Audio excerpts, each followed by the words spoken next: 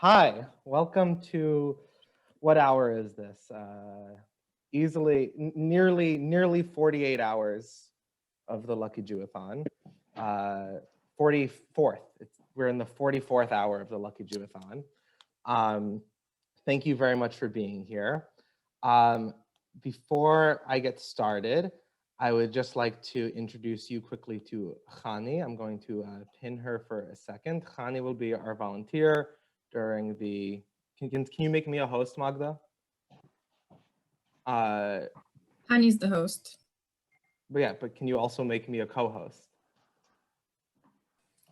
Khani will make you co-host. I've given over my privileges. Khani, can you make me a co-host, please? Yes, I did. Welcome to hour 44 of the Lucky Jewathon. Cool. And Khani, who's here, will be our volunteer for the session.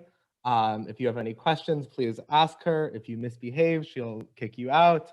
And she'll be handling any logistical questions and issues. So I'm looking quickly at who's signed in here. I wonder if we need a quick explanation of what the project is. I'll give it anyway. So at this point, everyone here knows what these objects are, what lucky Jews are. These Jews with coins. Here, I can show you some more options. They come in little figurines. They come in bearded figurines. They come in wallet versions. They can be images as well. And for the last almost three years, Festiwal has been doing this project created by Michael Rubenfeld called the Lucky Jew. And it was developed along with Jason Francisco, Magda Rubenfeld, and me. And for Lucky Jew, one of us, typically Michael or me, or in the past Jason, and sometimes others, will dress up as a traditional Jew of the old country variety and sell images of themselves. So here, let me see which way I should turn. We have, for example, a canvas of me, or over there, wait, I have this background. There's some magnets of me and of Michael. We sell mugs. We have, iPhone cases, coasters, iPhone cases, wallets. We do it all. And while this is the starting point in the performance, while we just sit on the street during during market days, or during for example, the Easter market, in which people are coming specifically to buy their lucky Jews for the year. And we call people over and we say, would you like to buy a lucky Jew? Or a real Jew brings 100% real luck, or have you seen a real Jew before?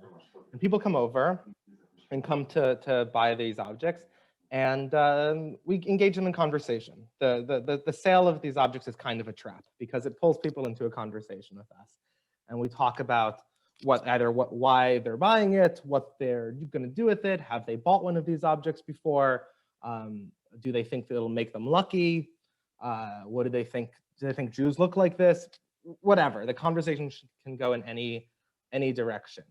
That's it. And the piece has developed a bit over the years. It originally wasn't selling objects, but just selling luck, just the concept of luck. Now we sell these objects, and we've also added on the back of them, I wonder if I have on any of the few objects with me, I think, oh yeah, we include a little coin. I don't know if you can see, no, 1 second.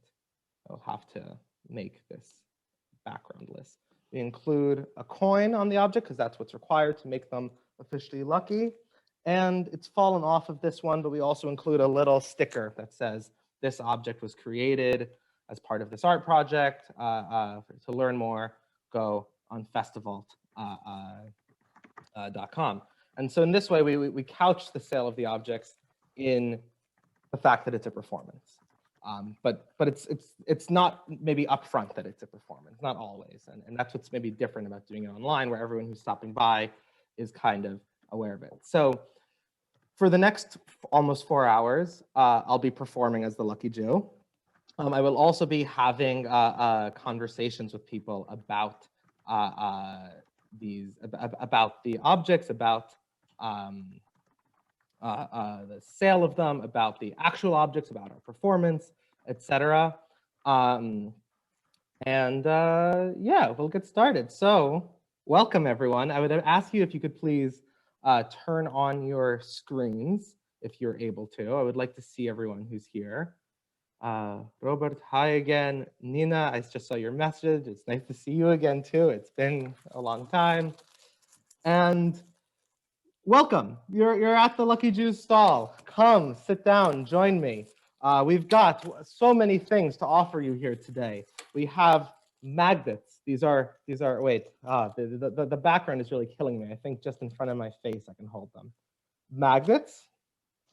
This is with Michael's face on them. Here he is offering you his money. It's very generous of him, contrary to most perceptions of the Jew in stereotype, where he would be holding his money. Here Michael is offering it to you, taking down stereotypes one coin at a time. Here he's just inspecting his money, contemplating his money.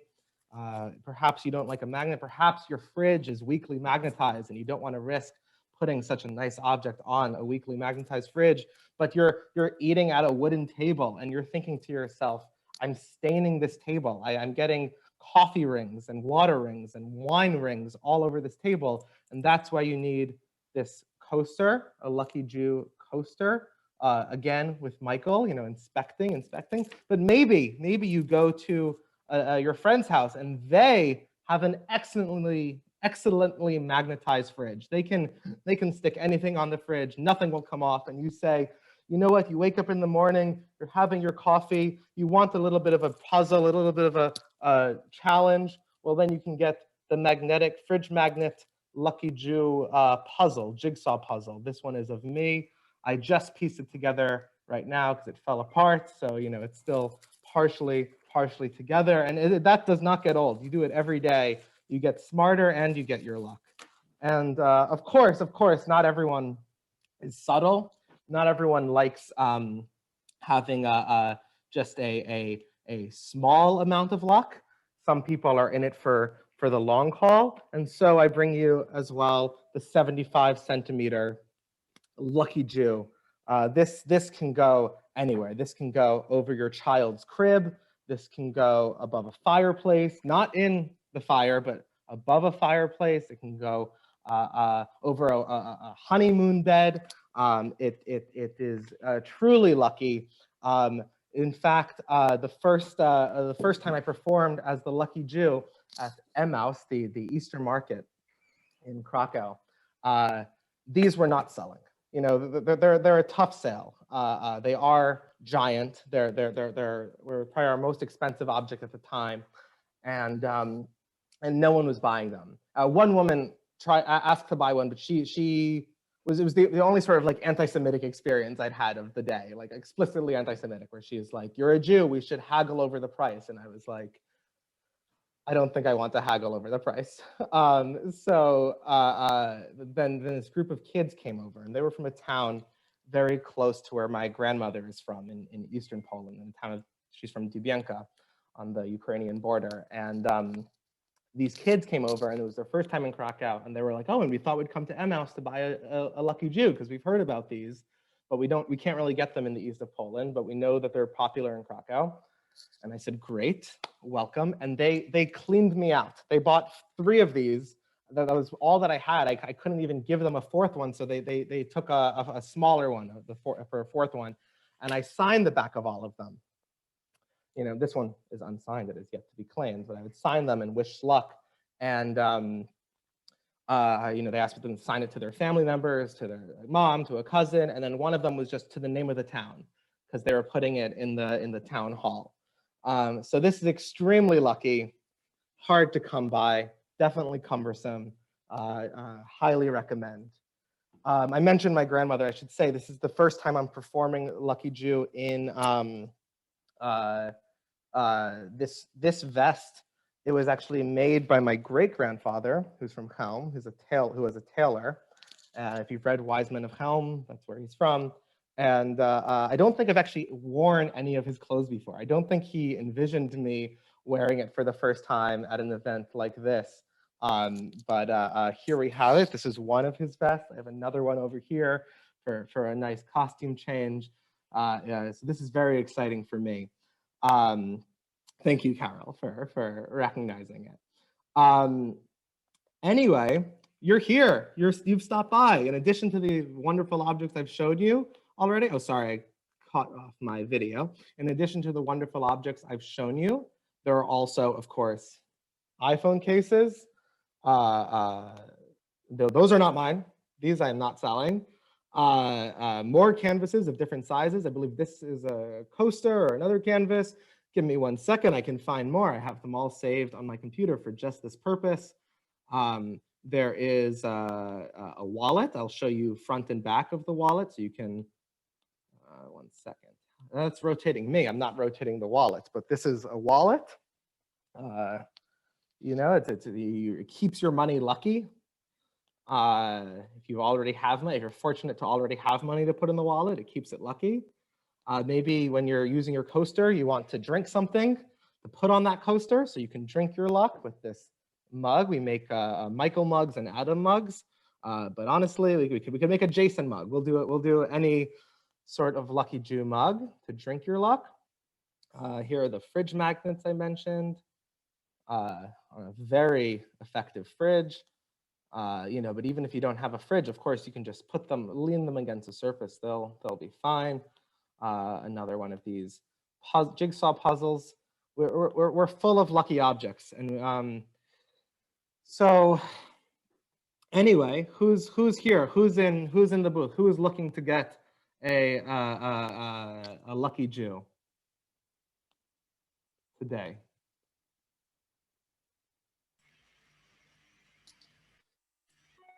I don't want to buy one, but I have a question for you. You may ask a question. Questions are welcome. Buying is better, but questions are welcome. There seems to be two versions of the Lucky Jew.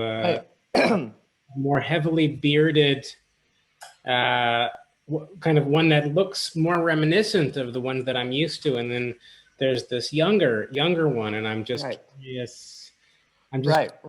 Well, as we know, age is no guarantee of experience or even wisdom.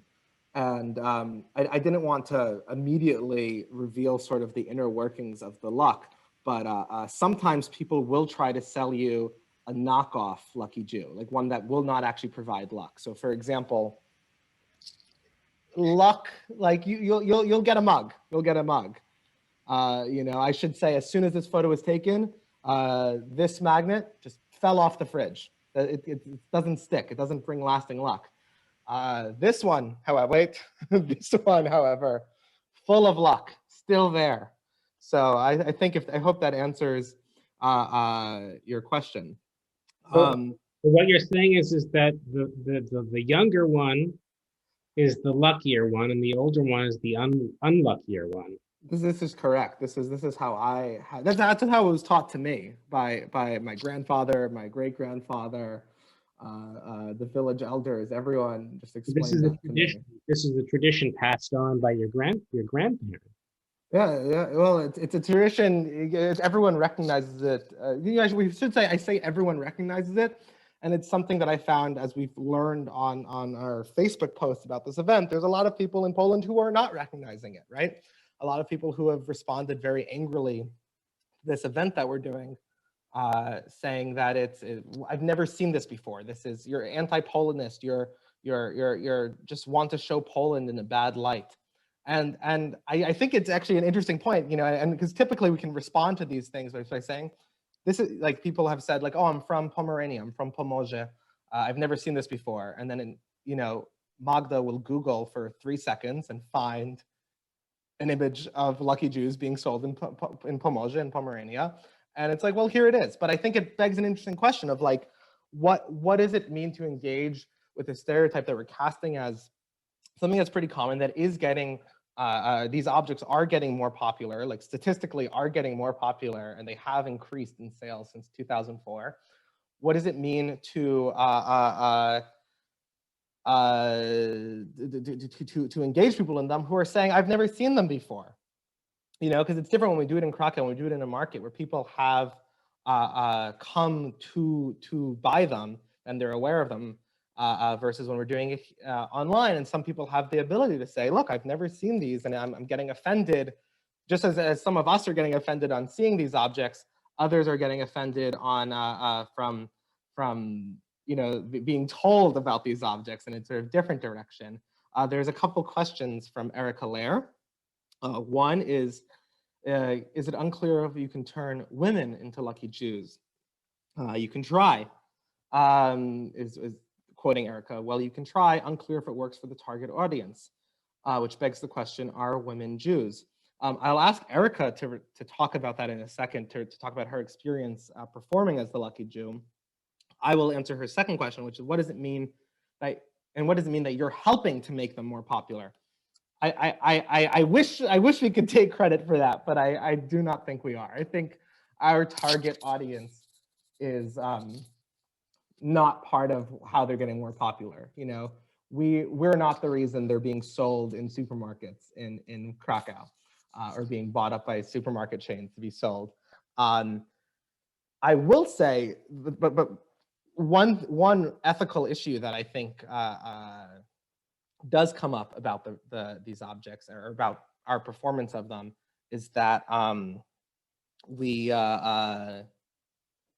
by us being Jews and being real Jews and selling these objects, it can telegraph to people that we're okay with it, that we think the sale of these objects is fine, that you know, it's that we're doing it, you can do it. You know, sort of how if some people in the United States, like white people, will use the N-word because they've heard Black people use the N-word in a song or seen it in a movie, or their friends who are Black use the N-word, and they say, well, now they're using it, so I can use it too. And that's a concern I've had about performing this project. I think one way that we deal with that is by making it very clear that it's an art project, even if it's not something that's clear from the get-go.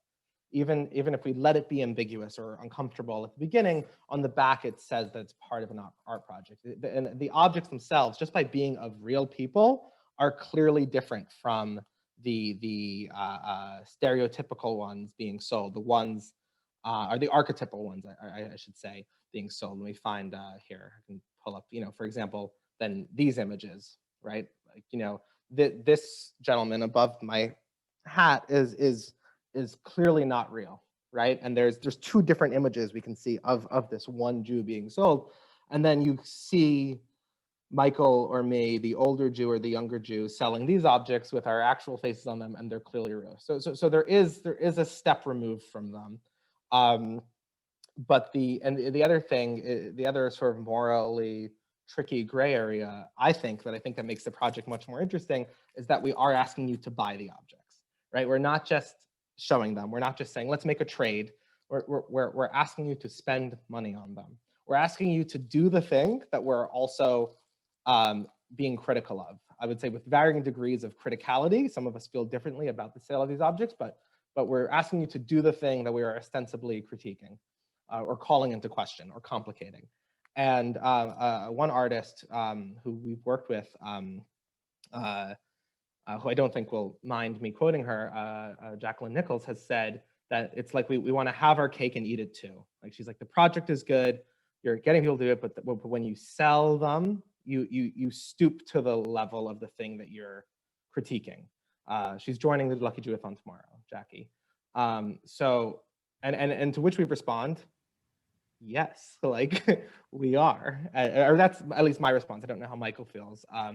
But Adam, I would add something at this moment. Yeah, please, Jason. 1 second. Someone. The Lucky Jew as a character has gone through an evolution, as you know, and in the original conception of the Lucky Jew sold something immaterial. No, as I which mentioned at the beginning of this, right? yeah, there was no tangible object. And I believe you've said that was a purer version of the performance. Is that how you feel? I thought that that version of the performance got around the problem that you're talking about now, and that Jacqueline was critiquing. I think that I mean, in that particular form, the issue of the unwitting perpetuation of the very stereotype you're critiquing doesn't quite arise in the same way. I would say the goal is not to get around the problem, but rather to me that's not a problem. It's the thing I want in it. It's a problem, or it's a matter in the Shakespearean sense of the matter, where it's the soul of the issue. It's the plot. It's the thing that's there, because this is what's intriguing to me, is that we're not. There's nothing at stake if you're asking people to like buy or trade for immaterial luck. To me, there's nothing at stake.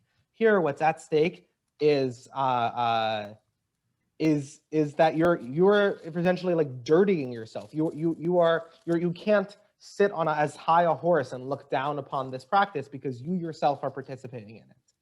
And to me, that is a key part of the way we do the performance now, the way it's evolved, right? Is that we are making you complicit. Not only are you having this conversation, although some people just have the conversation, but you are complicit in it. We are complicit in it because we're selling them, and you are complicit in it because you're buying it. But I mean, if the problem is that Jews are themselves no better than the lucky Jew peddlers that they're critiquing, you know, ultimately the Jew selling the lucky Jew is just one more seller of a lucky Jew.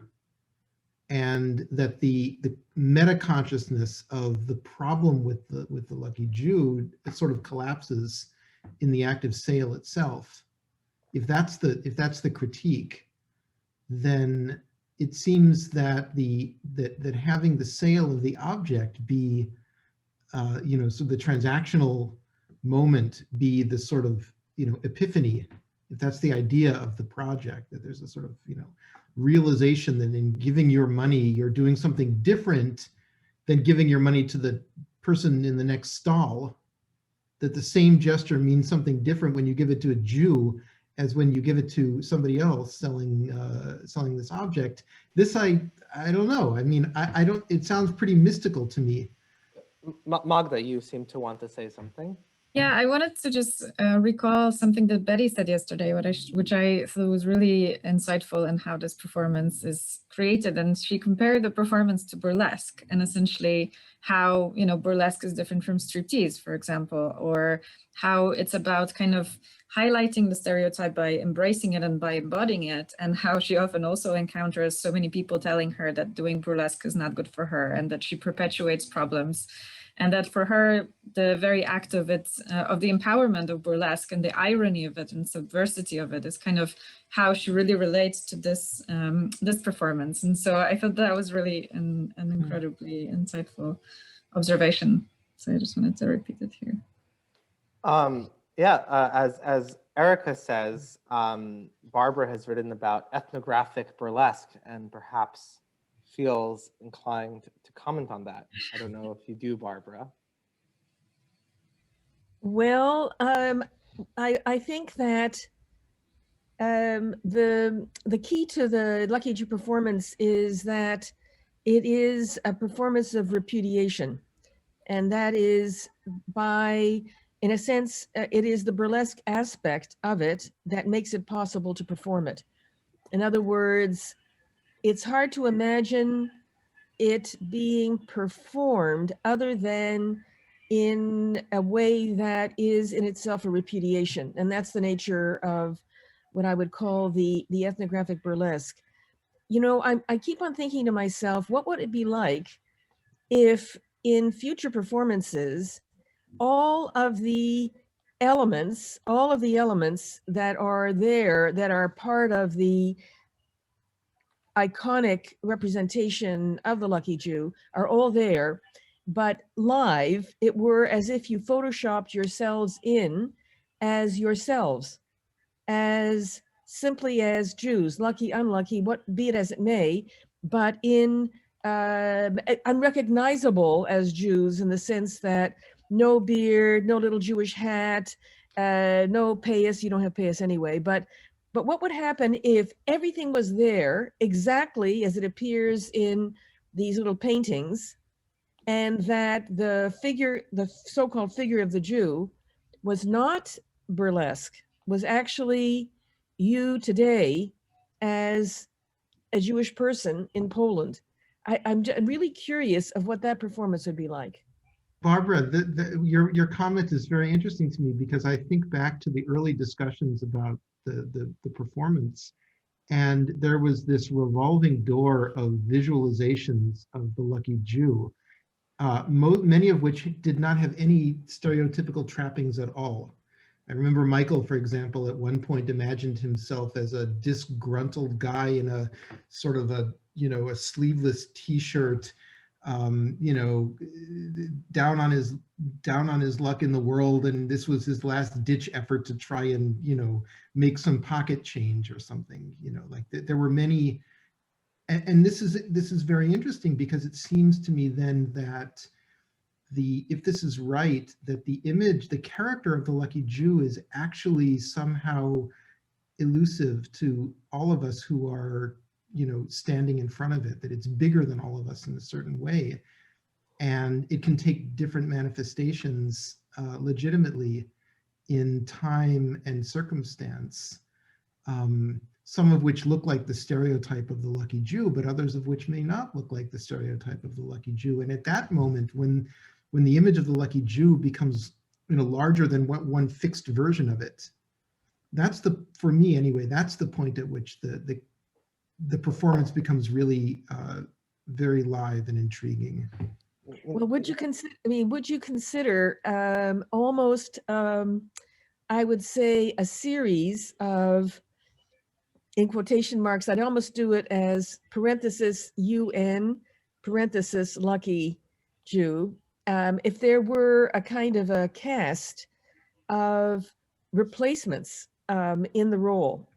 So it wasn't a matter of choosing which one, but rather there was a kind of replication of the image, but also in a way, a statement that says, you think you know what a Jew looks like.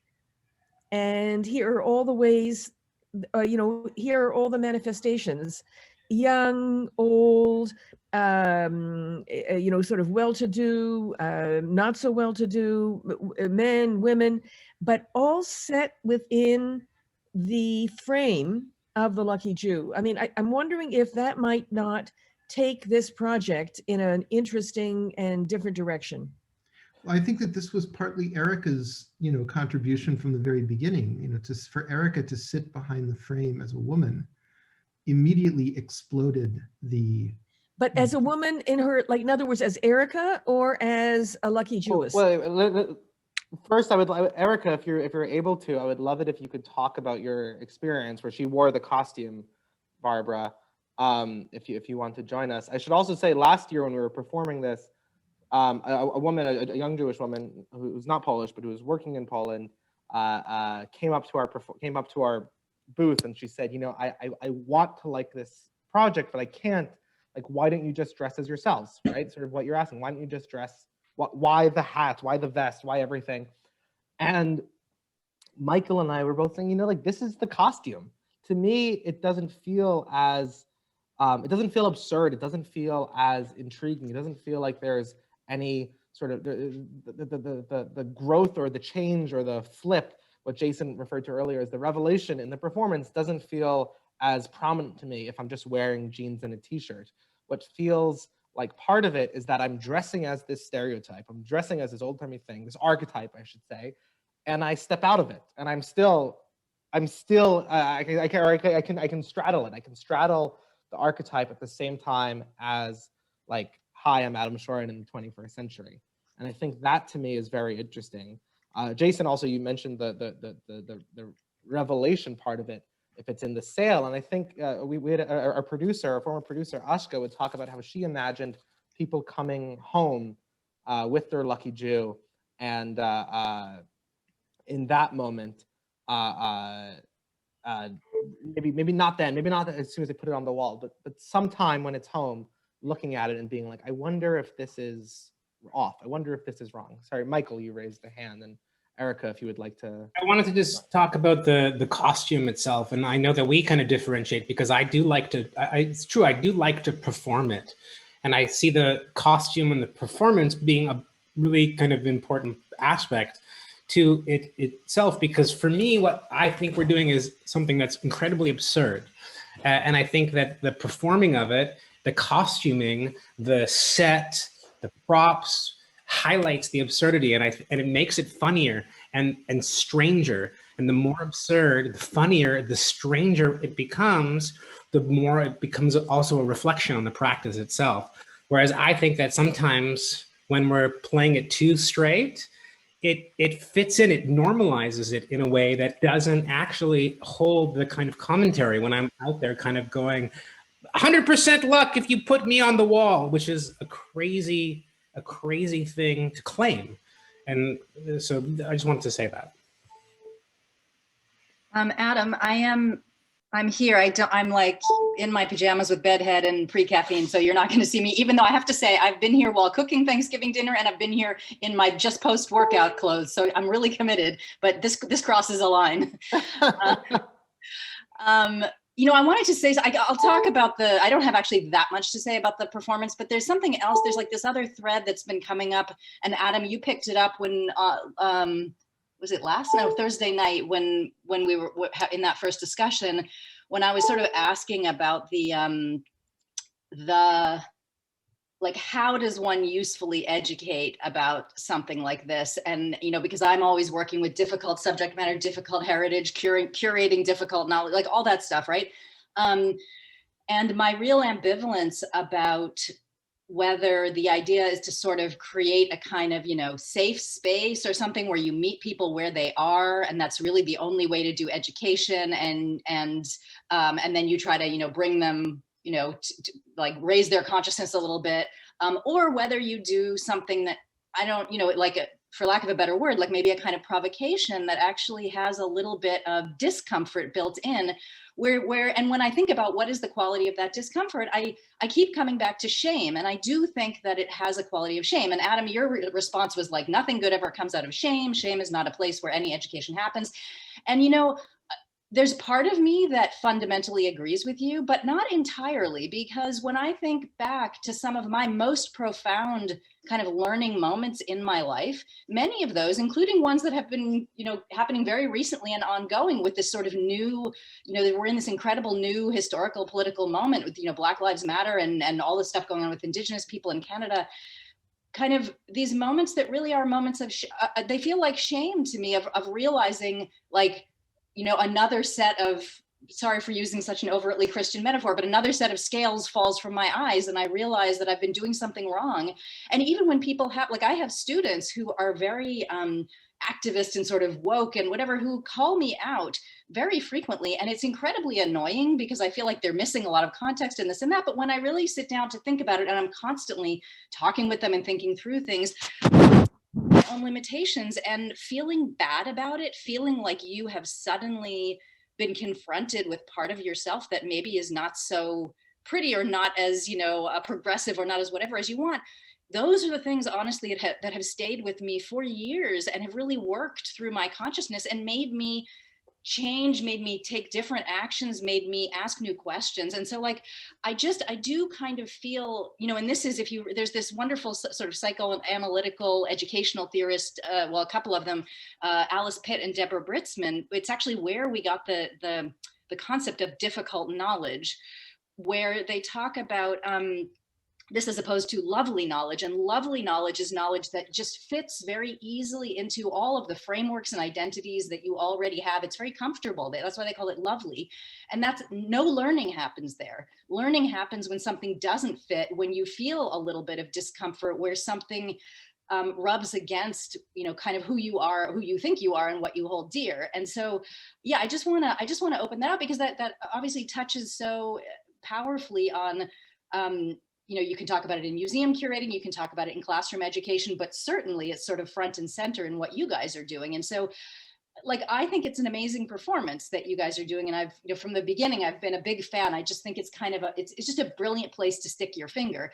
It doesn't mean, as you've seen in some of my questions, that I'm hugely ambivalent about it. I think it probably has lots of effects, some of which are bad. I do think that you probably sometimes increase stereotypes or perpetuate this, you know, business or make it more popular or whatever. I don't think you fully see your own power, Adam. Embrace your participation in the market.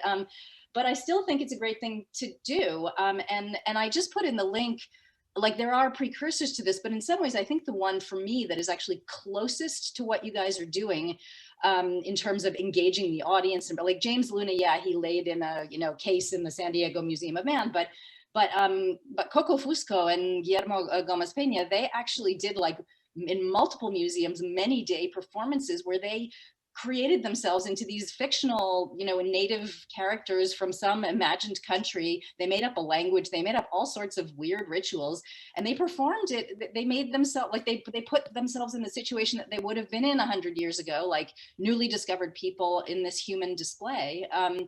And the film was all about people's reactions. And so I'm kind of, I don't know, I mean, part of what the interest to me is, like, and that also frankly makes me super ambivalent, because sometimes I think it is, I don't know, kind of trying to bring out the worst in people, and kind of shaming, and also just overreading.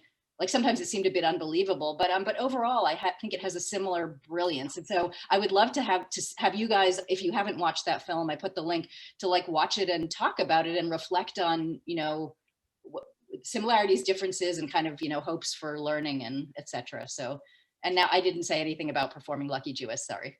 It's okay.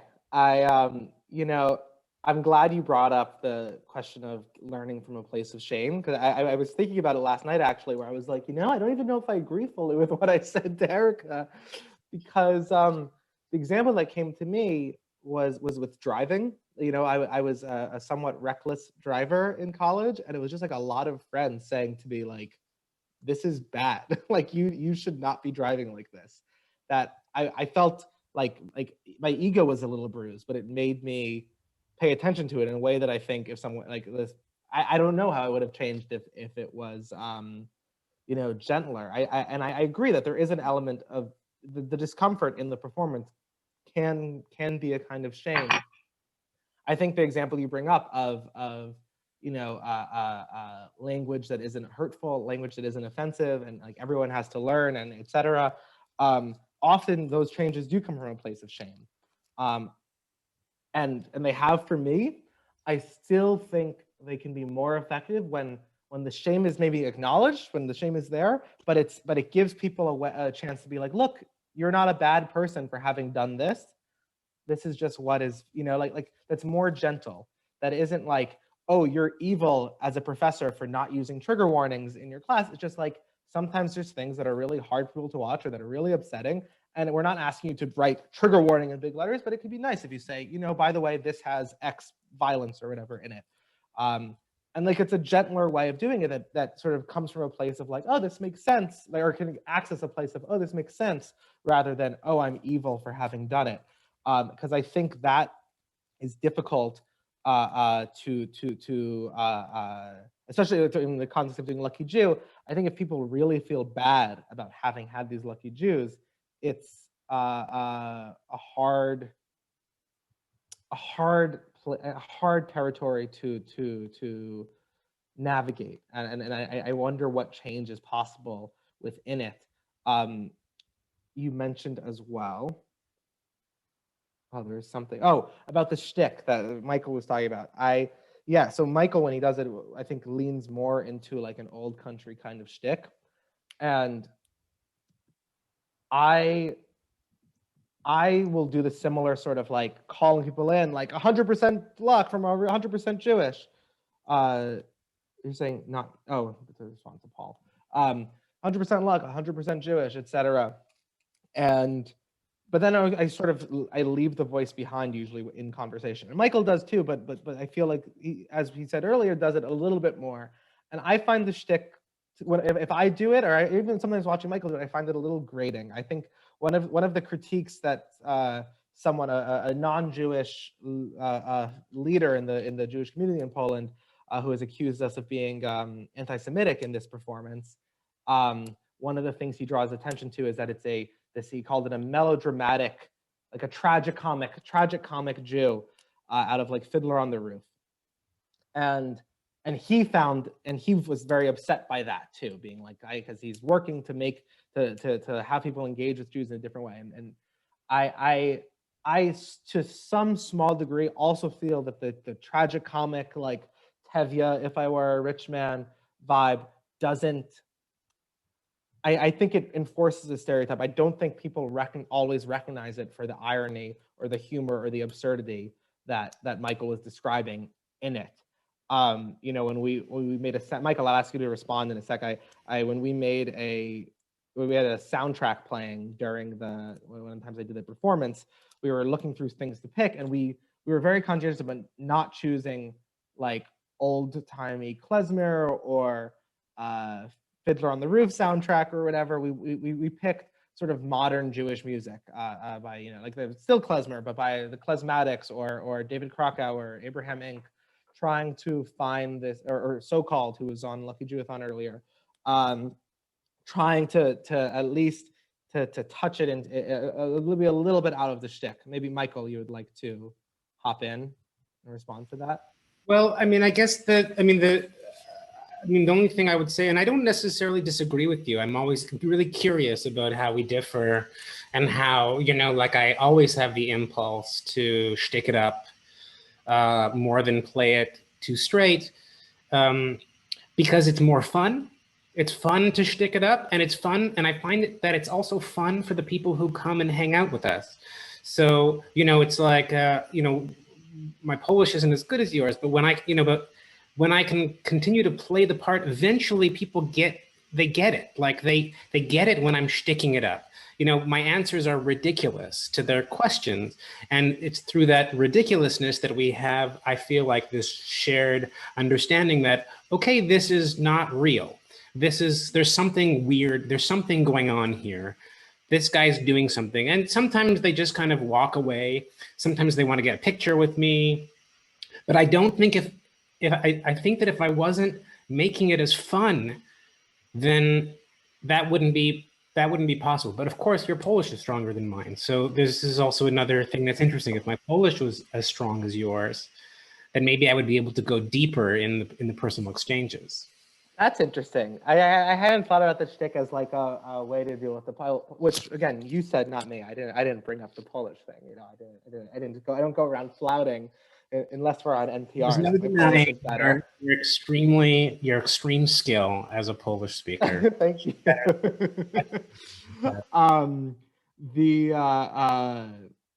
There's a lot of light coming from behind me, and it's hard to see. Sorry, I just lost my train. You were saying shtick. The shtick. My argument is that I feel like the shtick makes it more inclusive. It's an argument. It's more fun. Yeah, I find that, and I think I enjoy doing it in Polish more than I enjoy doing it in English, because the conversations are more interesting. I think they're more they're a little weirder, you know, because with doing it in English, it's usually people who have not grown up seeing these, right, and who have not had either some like previous thinking about these objects. So I think the conversation can be well, obviously it feels more involved to me in Polish. I just want to say, Paul, if you would like to turn on your video, you mentioned Exhibit B. Maybe you would like to talk about it a little as another sort of form of performance or another project. Let me spotlight you. Hi, everyone. I was just thinking in the conversation about this performance. I don't know if people have seen it or heard about it. I just posted a link about this performance. Very, very difficult thing to experience and watch. I saw it actually in Poland. I think it You muted yourself.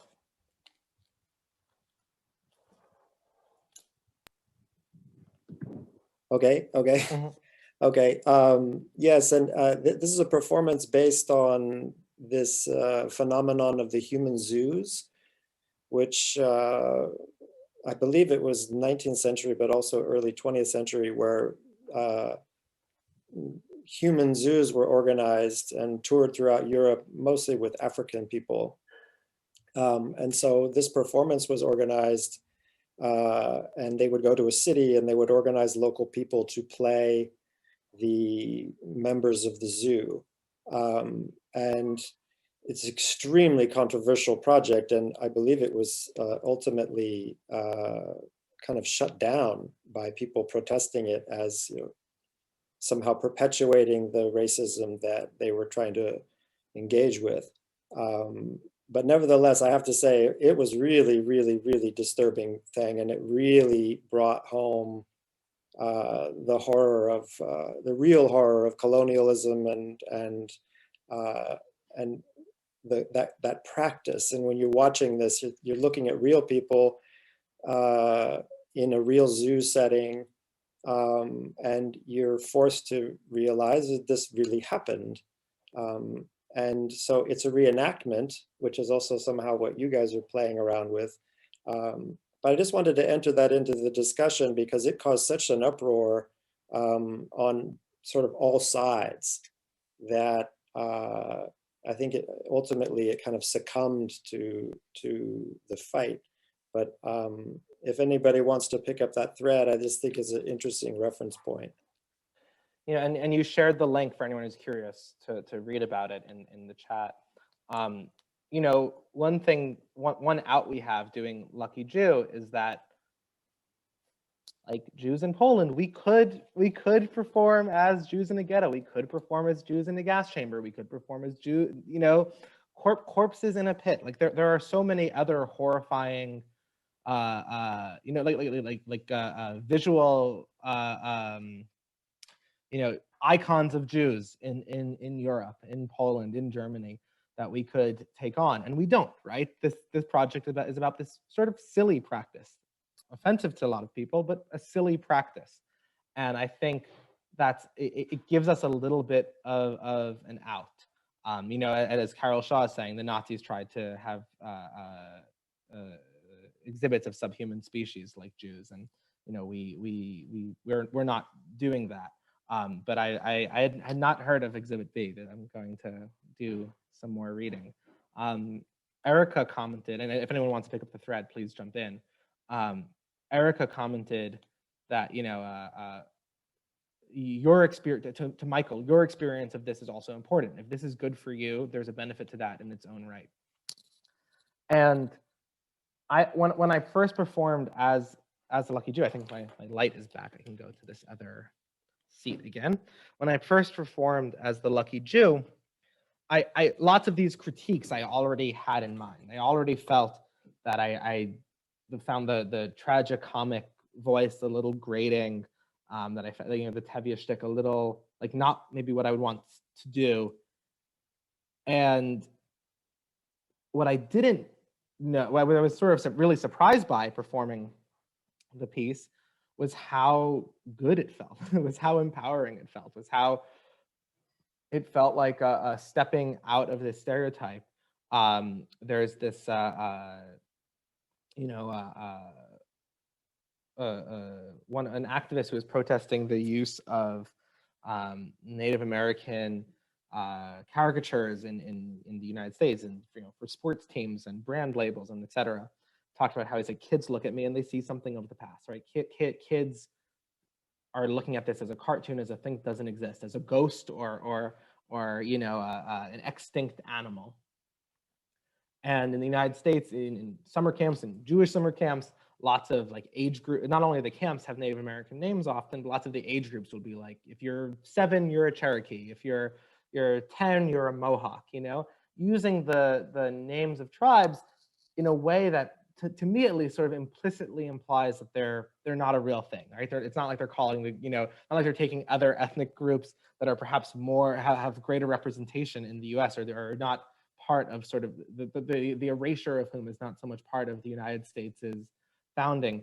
They're not being treated in this way. And I think to some degree, that's how I feel seeing the lucky Jews, not our lucky Jews, but the actual Jews with coins, where to me it feels like looking at these, it's like none of these are, they're not like big-nosed vampire-looking Nazi era propaganda, or even pre-war Poland propaganda, but they're just not real. The one I'm finding particularly odd to look at is this one, where there's something feels like Fiddler. It feels not real. It feels strange to me, and it makes me feel almost non-existent in Poland. And we'll be joined very shortly by a leader in Krakow's Polish Jewish community who grew up in the neighborhood where this Easter market takes place, and grew up seeing these lucky Jews. And I mean, she can tell us a little more about her experience growing up and seeing them. But that's how I feel. I feel almost non-existent. I feel something of the background. And by performing it, I felt this strange, like it was oddly empowering. It felt like, look, here I am. Like I get to take on this voice. I get to take on this archetype, and also, as I said earlier, straddle it, like be myself at the same time. And to me, that's kind of thrilling. That's one of the things that's been more exciting about doing the project. I should say we've been talking for, yes, Barbara, you want to hop in? Okay, well, there are a couple of things. Just to put them out in no particular order, there is a way in which the Lucky Jew performance, and also the Coco Fusco and Guillermo Gomez Peña performance, the Couple in the Cage performance, are a trap. And in that way, they are a kind of a performance as entrapment. And that, I think, is there's a certain sort of ethical aspect to performing, to a performance that is an entrapment. So that's something you might want to think about, where on the one hand, it's a kind of a Brechtian moment of seeing something, being confused by it, and then being engaged and coming to a new kind of an awareness, which is 100%. But there's some other aspects of the entrapment, of fooling people into being their worst selves, which I think is ethically suspect. And we could see it in The Couple in the Cage, in the documentary that they made, particularly I think in a public square in Madrid, because they performed it also in the street, and in public spaces, not only in a museum setting. And so an entrapment that has you, that has the viewer, the visitor, enact their worst selves, is, I do think that's something to think about. And there's a whole range of emotions around these kinds of performances, and that range of emotions, I would say, ranges from shaming, which is the entrapment aspect, to actually to people who are experiencing whatever is going on, actually experiencing organically a feeling of shame. That is to say, not shame because they have been shamed, but because they have come to an awareness themselves, spontaneously, organically, of a feeling of shame. And I'll give you an example. I visited the National Museum of African American History and Culture, which is a wonderful museum and a very uplifting museum.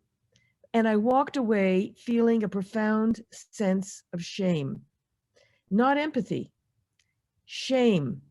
And I would say that shame in a way is the other side of empathy. Empathy is actually relatively easy, and shame is quite difficult.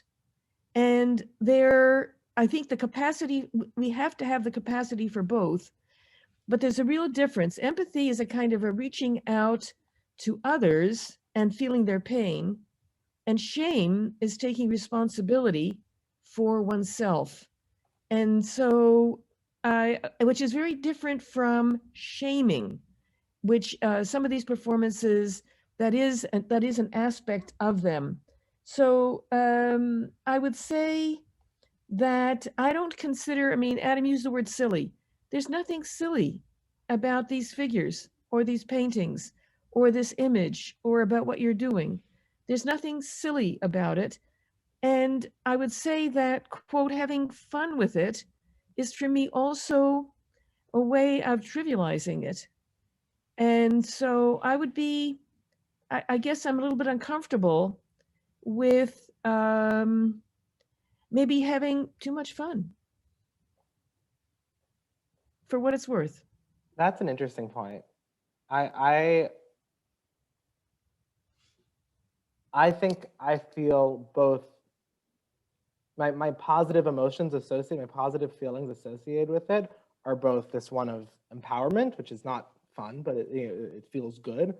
It feels like profoundly good, and but also, yeah, I think it is fun. I wouldn't be doing this right now if it wasn't also fun for me. I feel like there's so many heavier things in how Jews are depicted in Poland, where this one, by the whole scenario, maybe not the objects themselves being silly, but by the whole scenario of us calling out to people and bringing them in and like sort of like using humor as a way of broaching the subject, I feel like it leaves room for shame. People are uncomfortable at parts of this. We are, by the very nature of what we're doing, accusatory, even slightly in doing this performance.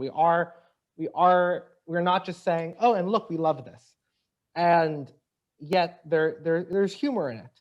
And we're not typically rude to people in conversation, which I know you're not asking us to, I know that's sort of beside the point, but there is a fun element to it that I think lets people start to change their minds about it, or have a like grow a little around the topic without almost without realizing it, almost without feeling this intense, oh, now I'm going to think differently about it. But there's an inroad with the humor, I think. Okay, so let me ask this, Adam. So first of all, I have two questions. One, what is it that makes it so much, quote, fun for you, and also, of course, for Michael? That is, what's the source of the fun, number one? And number two, what makes it possible for you to do such a performance? Would this have been possible 30 years ago? Would this have been possible in 1990? Would this have been possible? Would this be possible? And let's say a small town, very right wing in the, on the border, in the borderlands, in the Cressy. So what are the, I'll put it this way, what are the enabling conditions? And also that you are, all of you, North American Jews that are performing this stereotype. Well, let me put it this way. Mainly it's Adam, and mainly it's Michael, and it's Jason, and then of course it's Erica and others, etc. But the fact of the matter is that this, if I'm not mistaken, this project has a very North American Jewish youthful character. Well, youthful for some of us, elderly for Michael. Excuse me. This is a weird. I can take the liberty of saying youthful. It's weird when you make the joke and people don't know that this is an ongoing joke between us. Yeah, that's just for no reason. Well, yeah, and Kostek Gebret's son Yannick has also performed it, and it's coming from. I know, but I mean, you guys are the anchors. You're the pillars of this project. I think I'm always, as an American who lives in Europe, I'm always very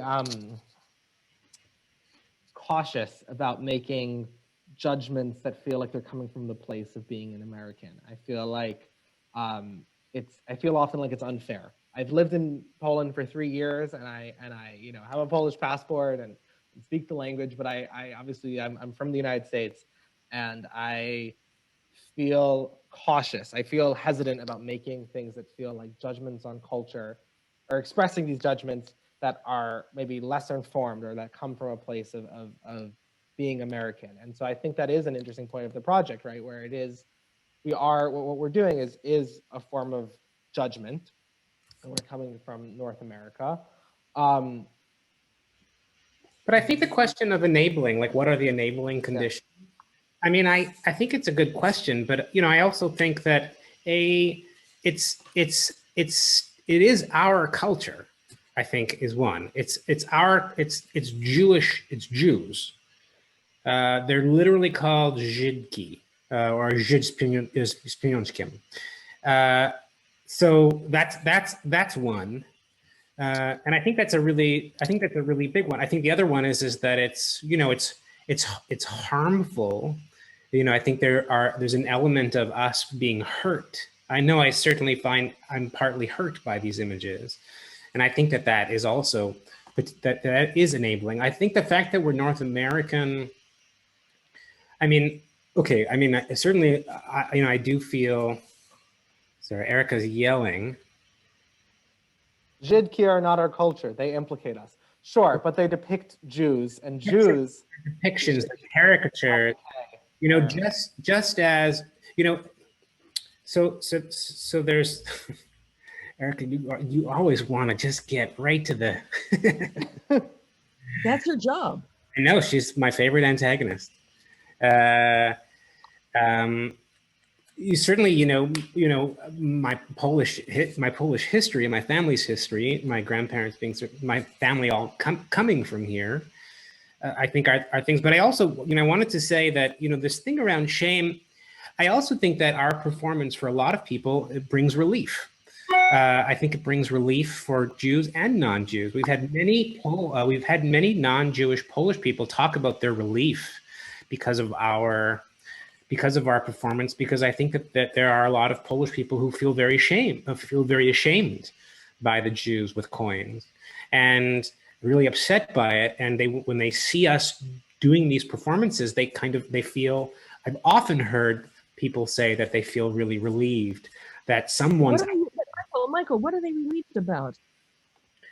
I think it's about the existence, the fact that the existence in Polish society, contemporary Polish society, with the normalization of things that a lot of people recognize as not being. Wait a minute. They're relieved that you've normalized it? No, they're relieved that there's a commentary. They're relieved by someone's making a commentary that's pushing up against the normalization of them. I mean, I think just as I find it very relieving, there's an artist, a Canadian artist, named Ursula Johnson in Halifax, who does a lot of beadwork with Washington Redskins. Washington football team. Sorry, Washington football team, and a number, and there are many indigenous artists who are kind of working with satire to kind of push up against. Okay, so Michael, so then let's call this is this homeopathic performance? I'm not even entirely sure. Like vaccination? I mean, partly. I mean, I think the fact that I mean, certainly we've had, when we first started doing it, we had a lot of Jews, a lot of Polish, Krakow-based Jews talking to us, just being so happy, like thrilled that it was happening, coming, taking pictures, full of delight, because everyone knows that it's kind of insane. It's insane that these things exist and no one's really talking about it. And here we are planting ourselves in the middle of Latinowe and telling people, and selling images ourselves, everyone. And there's something across the board, all of the Jews, Jonathan Ornstein was running around taking pictures saying, I want to be a lucky Jew. Lots of people are asking to be lucky Jews. I loved Erica's impulse to be lucky Jews. Gebert wanting to be a lucky Jew. It's fascinating the number of Jewish people who want to also embody the lucky Jew. And so, you know, in a way, yeah, it is homeopathic. I'm going to use that from now on. Then you have to credit Erica. Yeah. You know, Because I described her exhibition in those terms, and I think there's hardly an insight that we can come up with that she has not already formulated because of the incredible work that she's been doing on this topic. So she is the author of the idea of these, I would say, her exhibition, which is its own kind of intervention. But what's the difference between her intervention in the form of the exhibition and your intervention in the form of a performance? Well, I think the exhibition doesn't implicate the person viewing the exhibition as much as what we're doing. What we're doing does have. Wait. Are you sure? I'm not sure, but I would argue, yes, it does, because we're while the exhibition, you might go and you might feel guilty and you might have, you know, be left with thinking about a lot of things. You might see yourself being implicated, but you're not literally being pulled into conversation, being asked to argue. You're not able to respond as well. That's not true. Actually, that's not true, Adam. In Erica's exhibition, there were, I wouldn't call them guest books, but there were opportunities at various places to write responses. And in fact, the exhibition itself was not simply a display of objects, but it actually posed a set of questions, and it engaged the visitor in thinking critically about what they were seeing and about their assumptions. So it, I would say, you know, I think of exhibitions as theater anyway. So they're performances too. They're just performances of a different nature. Call it still life theater, theater the mise en scène, call it whatever you like. They're a different kind of theater for sure, but they were no less engaging. It was no less engaging. Could I say one thing? And then I'm actually headed out the door, but thank you, Barbara, for you're my biggest fan and I love it. But I do want to credit these guys with sort of, like I was saying in the chat, taking this to the next level. And as I said, I'm not sure what level that is. And I do think these debates are important. I think this whole question about in what position are you implicating the audience? I think that, Barbara, you brought that up. I think that's incredibly important, and the ethics of that, right? And that's maybe what made me uncomfortable about the couple in the cage. I don't want to land one way or another because, you know, Monique, this Indigenous and Jewish person on Thursday night was sort of saying, go Michael, like, you know, own this is all yours, make the people feel however you like, you know, kind of you deserve this and they deserve this. So like, that's one end of the spectrum.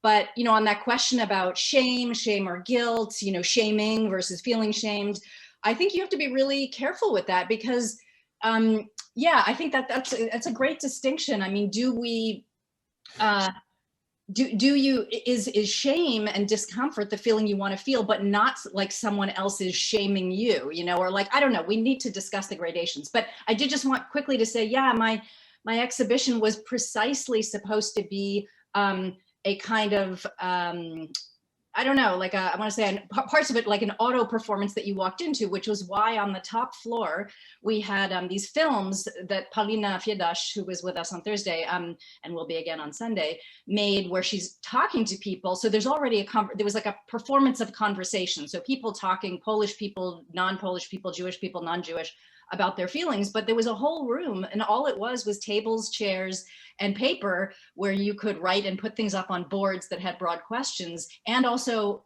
couches, like comfortable couches. And the whole purpose there was for people to sit. And we had a whole kind of cadre of young people with t-shirts with question marks on them that said, ask me, or something like that. And that was the conversation room. And some of the most amazing stuff happened there. And we had the Israeli ambassador there. We had Eva Hoffman came. We also had, you know, just like tons of people who sat down and, you know, got angry and cried and told stories, and also wrote. I have this amazing archive of responses that people wrote, you know, multi-page responses to their feelings, their memories, etc. So I just did want to validate that, yes, I mean, you know, this is something Barbara's theorized so much about, but, you know, what kind of space is an exhibition? What kind of performance is it? And in what ways can it be a space of dialogue. I mean, museums and exhibitions are always social spaces. So thanks. Thank you, Erica, for chiming in. I don't mean to cut off the conversation. We can keep having it. I just want to say one of our special guests has arrived. So I'll introduce her very briefly. Marciana Kubala is the director of Krakow Hillel. I will spotlight her. She's joining us, I believe, from Krakow. Marciana, you've seen this performance a couple of times. I believe you have a Lucky Jew of Me somewhere in your home, but you also grew up close to the Emmaus market where these objects are sold. You're a Jewish woman from Krakow. You've seen these your entire life. Perhaps you would like to talk about that, or chime into the conversation already happening. Say whatever you want. Please join us. Hello, thanks for having me. And yes, I'm joining you from Krakow. And yes, this is true. I was growing up in the neighborhood where this market is. And to be honest, I didn't question it that much until you came out with your performance with the Lucky Jew idea.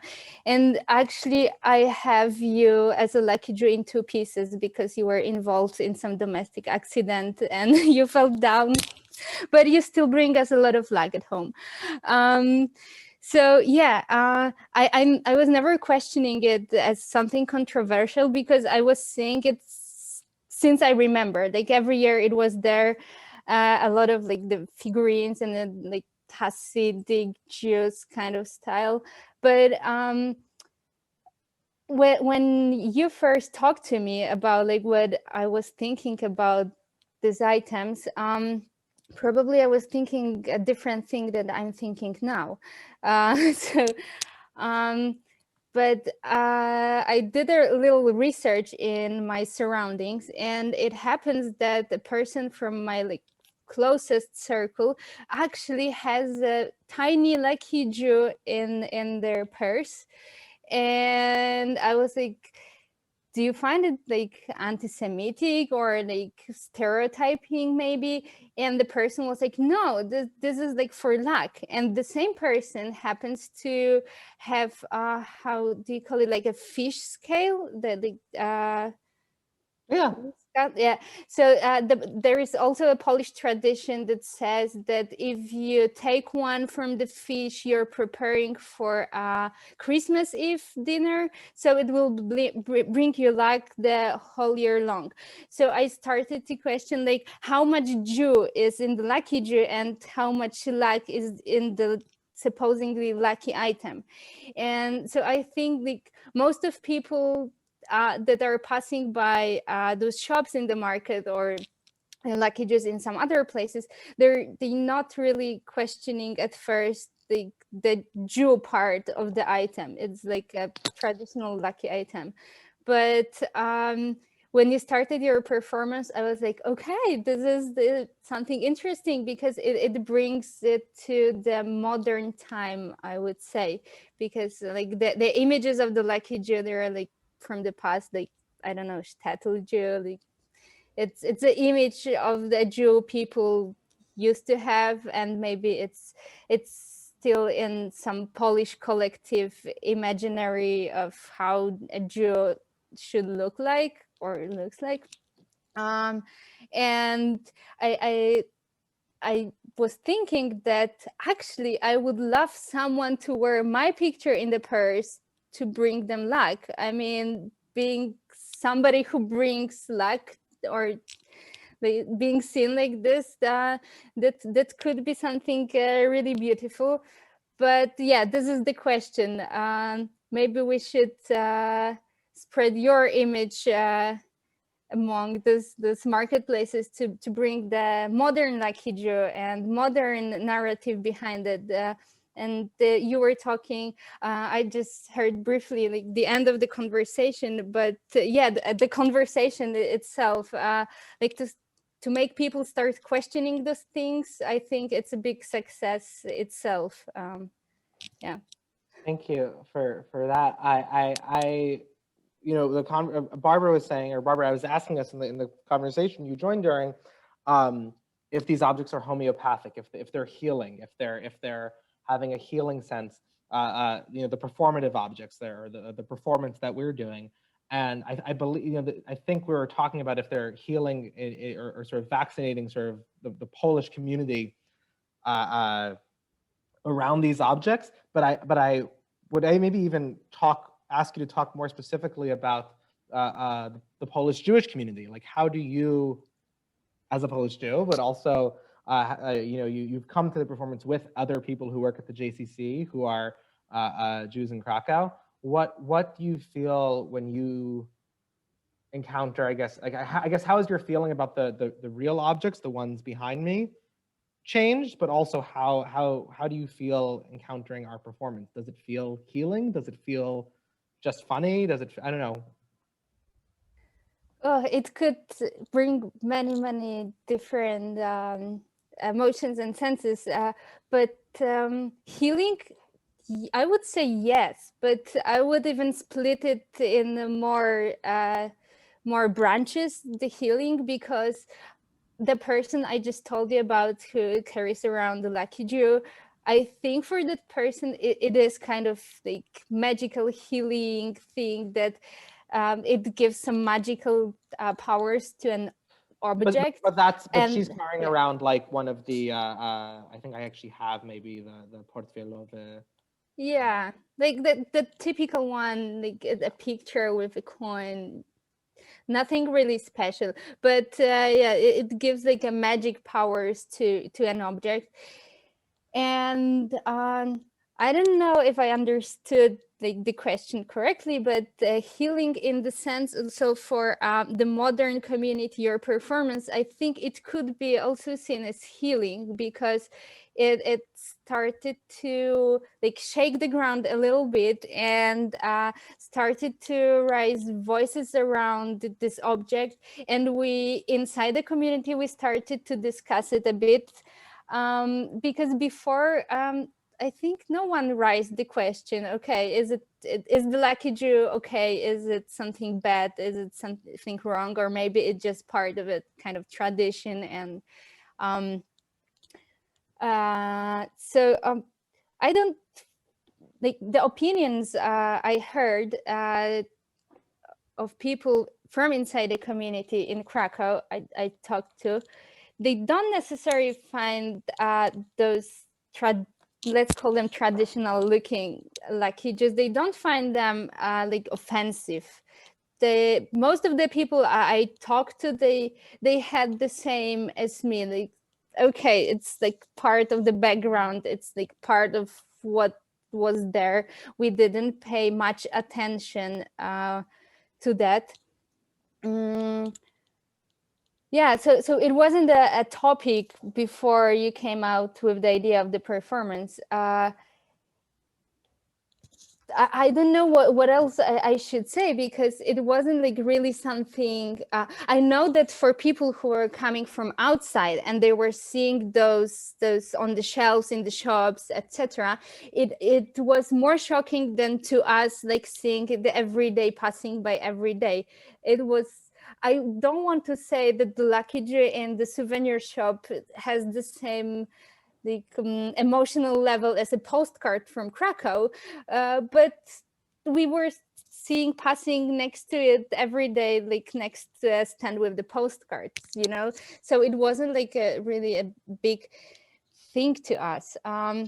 But well, now a lot of Jewish topics are rising again in Poland in like the social conversation, in wider conversation, and I believe it's a good time to talk about, like, is it okay to picture Jews like this? Is it okay to put them in the situation, to turn them into an object that you give it the magic power to, like, because I did like a mental exercise, and I tried to imagine lucky Poles or lucky Spaniards, or like I was trying to put any other like nation, or even I tried to imagine lucky UFO.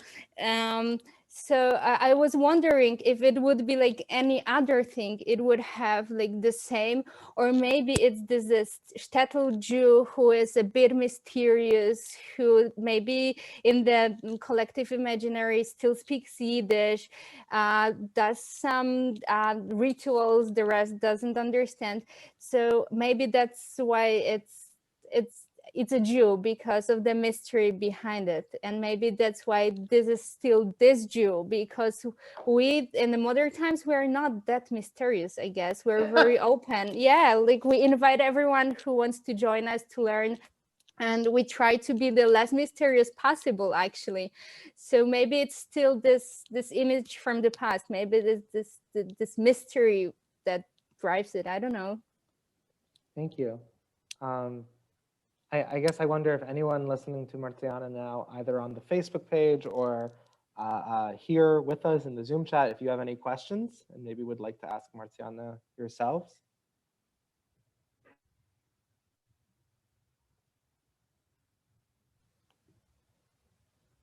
Okay, so I will keep talking. Let's just keep talking, and I always enjoy talking with you. So, well, I guess I have a question. Oh. Can I ask? Who has a question? I have a question, Ilana. Oh, please join. Hi, I'm in London. So, in that list of things that people might associate with Jews, you didn't mention money. You mentioned mystery, you mentioned Yiddish, you mentioned magic. Do people not associate Jews with money then? It's all about something different. The coin is just really a symbol. They do. You see, I'm that used to it that I even like forgot about it. But yes, they do. That's why the lucky Jew, that this image is usually pictured with a coin or like with a pile of coins. And I think for many people, luck it's associated with money. That if you're wealthy, that means you're lucky. If you have some troubles in life, probably if you get more money, you will be happier. So yeah, I think it's part of this picture too. But I think right now we have like wider image on what means to be lucky, and so maybe that's a good time to change this lucky Jew image and put something else instead of a coin. Maybe a bottle of Shabbos wine. I think that would be great. But yeah. Sorry, no, go for it. No, it was another time I was confirming. Yeah, definitely money. It's also part of this picture of like mystery Jews that they do something great, that their business is going great, but it's a mysterious thing. Why? Well, the thing you're describing though, both like the thing with money feels less, and this is something we draw attention to a lot when we talk about these objects. You're talking about them as you know, they're good with money, not that they're greedy, not that they're you know, hiding money or being sneaky about money. But I'm sure have you experienced people saying things like that to you before, or commenting on Jews as greedy or money grubbing or any of the other stereotypes? Yeah, that's probably my distortion from like being inside of the community, involved like for a long time. And also my distortion of growing up in a very accepting surrounding, my friends from school, from studies, etc. So they were always like very not typical Polish, and I don't want to offend Polish people, but the image of like typical Pole that people usually have, like that it's very reserved and very not trusting. So I didn't get it a lot. But also I need to mention that natives of Krakow are seen as greedy people. Inside of Poland, we have this thing. So probably I was called like all the times I was called greedy, mostly in jokes, because like, come on. So it was probably most of the times because I'm from Krakow, and this was like pulled out, not because I'm Jewish. But Well, probably we could find the every shade of posture towards Jews among Polish society, and saying that people don't see Jews as greedy would be a lie, because for sure some people still have it in a picture. Okay, good with money because he or she is greedy. That's why the business goes great. Like there is like a logical line to that. But I say I didn't experience that. If I was, it was mostly in jokes, but sometimes, yeah, my friends were asking me, so what are you just doing that you're so great with money and business? But it wasn't like about like being greedy. It was most of like some, I don't know, like great manners of like doing business, secret stuff behind it, the connections. I don't know. It was mostly about that. Yeah. Thanks.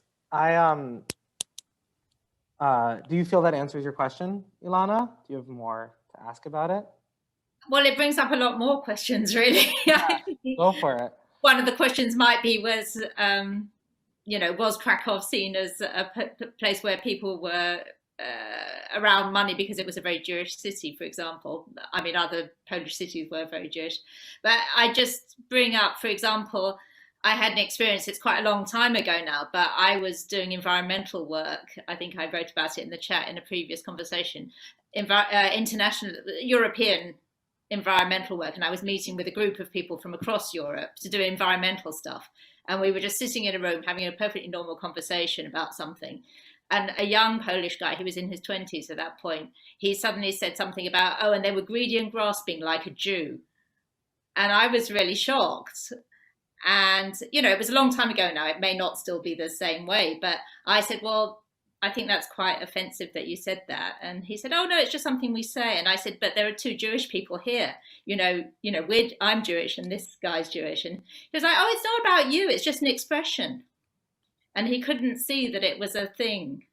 And I wondered if maybe there's something that's ingrained in your culture. Like we have many sayings, like in English culture, there are lots of rude sayings about, say, Irish people. That's almost so ingrained that people don't see it as a thing. And also, if there's nobody there of that type for them to see and compare that to a real person, they don't associate it with real people. Yeah, so you will still find those people. It's not like they vanished for the last 20 years. You still will find those people and you will still find those expressions in Polish language. I need to admit that the common consciousness is growing. I would call it like this, and more people, even if they accidentally use some of expressions that might be offensive, they like catch themselves like, oh, is it offensive? I'm sorry, and they put some thoughts on it. But yeah, you will still find those expressions in Polish. There is one that exactly it's a verb that expresses that someone is greedy and it's not wanting to give you something, and it directly comes from Polish word of Jew, and it's not a very polite way to say it, but there are still people that are using this word. But there are also in Polish dictionary you will find also expressions that could offend a Romani community, the Gypsy community, that also are the verbs that are coming from a Polish word for the gypsy that mean that someone is stealing something. So there are, I would say, too many expressions like this in Polish language that are built on some presumptions from the very, very much past, but yeah, it's still functioning. I want to add something that maybe complicates our sense a little of the positive stereotype around Jews and money and the less positive ones. There's a restaurant in Łódź the city of Łódź called Anatevka, which is a Jewish themed restaurant. And there you will find when you walk in this, I don't know if you actually see the whole image. How do I do that? Well, it's a cutout of a Jew. Maybe I'll just, you know what? I'll share my screen and just show you the images one by one. And okay, 1 second.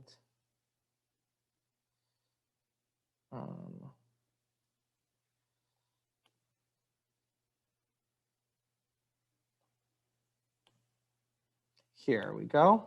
Everyone can see. So when you walk in, you see this. It's a Jew with, you know, a thing of coins below him, like a cutout. You can walk over and see little figurines. These are not, you know, cute. they're not holding coins. They're not the paintings of lucky Jews, although you will also see those in different parts of the thing. There's a blessing on the house. There's things like this hanging from the walls. Here's another one. You know, and these are, this one's very creepy, and it's next to actually the blessing of the house. There's also a painting there of Jesus, you know, as a Jew. There's taluses, there's payas, just a thing of payas, fake payas. There's a painting of a Jew blowing a shofar. I mean, every inch of the walls are covered in images of Jews. Some clearly anti-Semitic caricatures, some sort of just cute drawings, in quotes.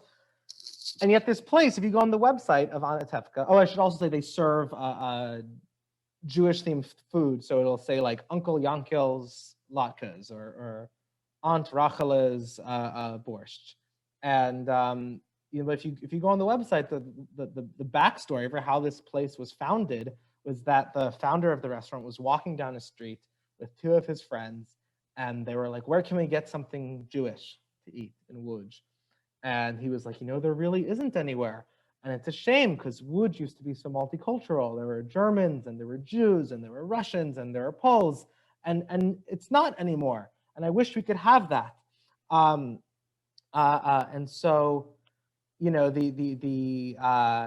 and so he's like, "So I'll found this place." There's also a famous movie called Promised Land in Poland that shows a German, a Pole, and a Jew going into business together in Łódź. And so it was sort of in that spirit. And he found this place that to anyone who's visiting it, particularly anyone who's Jewish who's seeing it, it is so beyond the level of offensiveness that you would see of the Lucky Jews, right? Where you have literally the bucket of coins, the cutout of the Jew, the creepy Jew, like all of these really creepy things. And yet it is entirely with positive intentions. It's actually a very successful restaurant. The original one was opened in downtown Łódź, and then it started. They put one in a mall nearby. There's one in Sopot, in this beach town in northern Poland. They're very successful. They're very popular, and they are staggering. So I wonder if other people, if maybe Marciana, if you want to talk about it, or anyone wants to respond to it, how do we engage with these image representations that are perhaps more offensive and also with what we can call positive intentions? So I will only add to that, that well, in Krakow, we have maybe not to this extension, but we have some like Jewish style restaurants. So like with my friends from the community who are also Jews, we called it the Jurassic Park. That was built for visitors at first, and then the food was good, so it became popular, etc. But actually, I don't know how to like face that. How like when I'm like entering this restaurant, like what should I do? Like this is a restaurant, and I know it. If they would hire a consultant from Jewish community to make it like more realistic Jewish style, we would be happy to do that. But if you're serving pork chop Jewish style, this is not exactly the greatest job you've done doing the Jewish style restaurant. Which happened in Krakow. Yeah, they had like the menu board outside of the Jewish style restaurant, and it was literally the Jewish style pork chop. Right, and there's so also, it was like an empty plate or what they were serving. the restaurants that are trying to do like positive representation, or like the trendier, more modern restaurants that try to engage with Jewishness in Poland are typically serving, you know, Middle Eastern food, typically marketed as Israeli. The Middle Eastern restaurants that appear in like Jewish areas or Jewish themed go with Israeli, obviously, and will take foods from all over the Middle East. They're all become Israeli Jewish in this context. To me, there's also a sort of stereotyping. There's also a sort of performative aspect, but it's not as, you know, it's not like Jews hanging from the rafters like this. I just want to say, you know, we've been here for a little while, and it has been a long time since anyone has asked to purchase a Lucky Jew. This is, after all, a Lucky Jew performance. We are, I will show you again, there are coasters. There are, I'll do a background, iPhone cases. There are canvases. There are magnetic jigsaw puzzles for your fridge. There are slightly more magnetic, so a little stronger if your fridge is a little weaker, magnets. There are mugs. There are giant, impossibly large canvases that we can see here. If you would like to purchase a Lucky Jew and be implicated in this conversation that we are having, please, Hani will post a link. Oh, she just did it. Amazing, in the chat. You can go on, order your Lucky Jew. Of course, they are all while engaging in this, they're also all donations towards Festiwal.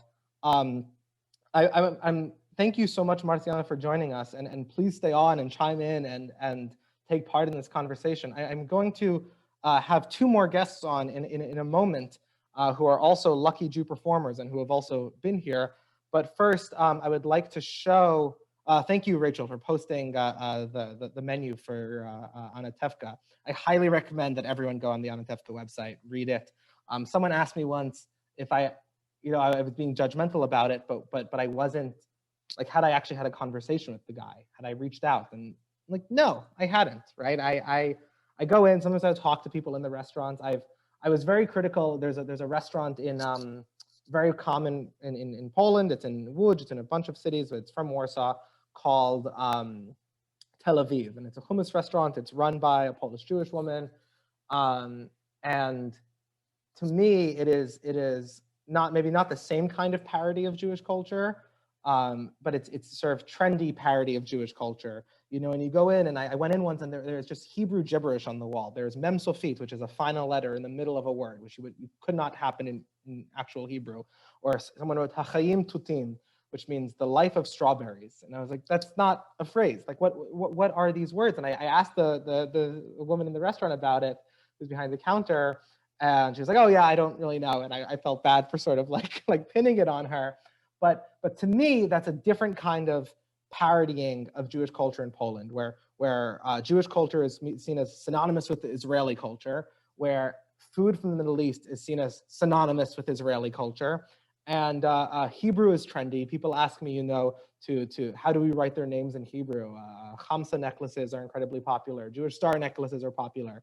I don't mean to shame anyone for wearing these. In fact, this is a little beside the point, but still interesting. After the movie Call Me By Your Name came out, in which the queer characters in the film are Jewish and are wearing Jewish star necklaces, my former roommate who worked at the Galicia Jewish Museum, where Jewish star necklaces were being sold, or Star of David necklaces were being sold, found that lots of young gay Polish men and boys were buying these necklaces, where it had nothing to do with Jewish culture. They were coming in because they had seen this movie where the queer characters, where the gay men are wearing these Jewish necklaces, and it became a sort of like coded symbol of queerness in this really interesting way. But often when you see, when you're seeing Jewish star necklaces in Poland, it is outside of this sort of queer coding. It's in this sort of fascination with Jewishness. But before I bring in my other guests who have been here, I would like to share with you the video that Michael and Jason made a couple years ago about the Lucky Jew project. And it's the one that maybe we can critique a little or debate a little after I show it to you. So give me 1 second. And do you hear the sound? Wait. Hi, I'm Michael Rubenfeld, Canadian actor, living now in beautiful Krakow, Poland. Today's a really special day because today we're going to sell me. Let me back up and explain. When I first came to Poland, I started to see these on people's walls. You can see there's a Jew and another Jew. They're counting their money and they're writing in their book. And I was pretty surprised to see these kinds of images in Poland, especially. And people were selling them, people were buying them, they were putting them on their wall. And I started to ask questions and learned that people believe that putting these Jews up on their wall is lucky. It's for luck, primarily economic luck. That was surprising to me, particularly in Poland. Jews have not been very lucky in Poland. During the war, about 3 million of them were killed, and then after, they were still killed in pogroms. In 1968, the Jews were forced to leave Poland, and still, people put these Jews on their wall for luck. And then it hit me. This is pretty lucky for me. I didn't realize that I was lucky. I had no idea, and it took coming here to Poland to learn that. And it occurred to me that this is an opportunity. So, I built this. This is my frame. Hello. And on it, I've written the word lucky Jew, or Żyd na szczęście, which means Jew for luck. I'm gonna go out onto the streets of Krakow today on Easter and sell some luck, sell some of me. I've had this made up. This is a picture of me counting my money. Well, actually, contemplating my money in this photo. I'm gonna sell this, and people will put this on their wall for luck. This one's pretty cool because, you know, while I'm contemplating my money in this one, here I'm admiring my money. I'm just admiring it because my money is admirable. Now, this one's pretty special. This is me just offering you money, straight up. The hope is that if people purchase this, the money will just fall into their pockets. Now, this is something that doesn't exist yet in Poland, but it should. This is the Jew with the coin, the lucky Jew coffee mug. You know, usually people just put their Jews on their wall for luck, but with the coffee mug, people can drink their luck every morning. We're gonna go out onto the streets of Krakow, and we're gonna try our luck.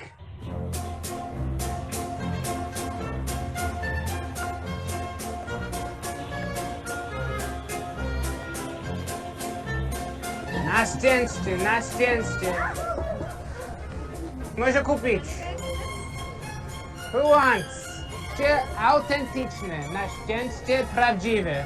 Ja jestem Żydów i tu jest na szczęście, Żyd na szczęście, prawdziwe na szczęście. Okay, we made a sale. The cup is gone, only one cup. We're gonna sell out!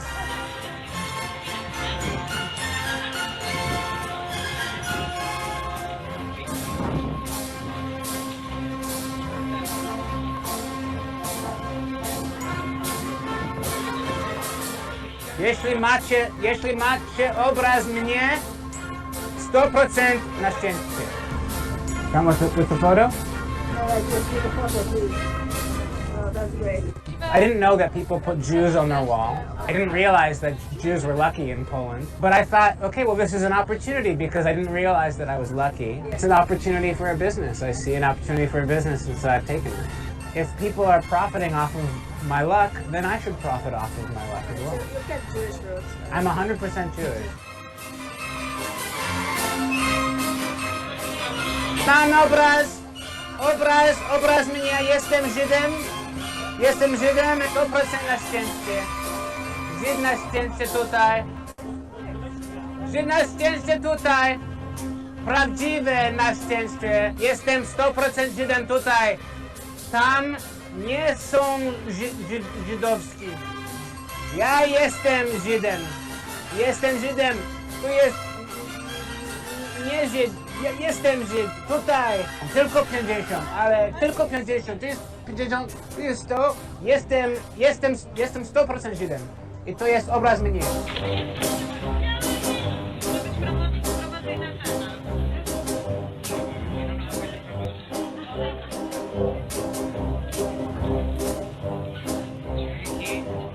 $330 zlotys, and I'm sold out.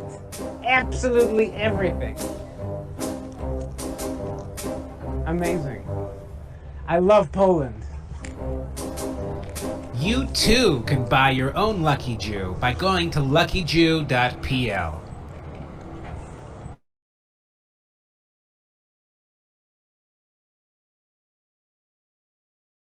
So, welcome back. I'll now like to introduce, for those of you who are joining us, Michael Rubenfeld, who was the performer in the video, Jason Francisco, who filmed the video. And just to comment to Rachel's point in the chat, she says, I require that mug. It is so easy. If you require it, you can buy it. There is a link. Join us. If you require, in addition to a mug, you need a coaster, which obviously you do because you don't want to ruin your nice table, get a coaster.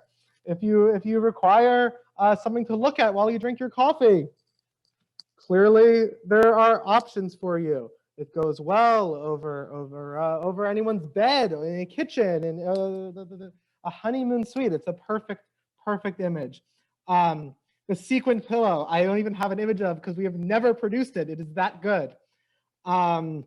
Anyway, let me bring on right now Michael Rubenfeld and Jason Francisco. And what I would like to do with you guys, and of course anyone can participate in this conversation, but what I would like to do with you guys is perhaps each of you could maybe talk about very briefly to get it started, what you see as the different ways in which we each perform the character of the lucky Jew. Jason, you're unmuted. Why don't you start us off?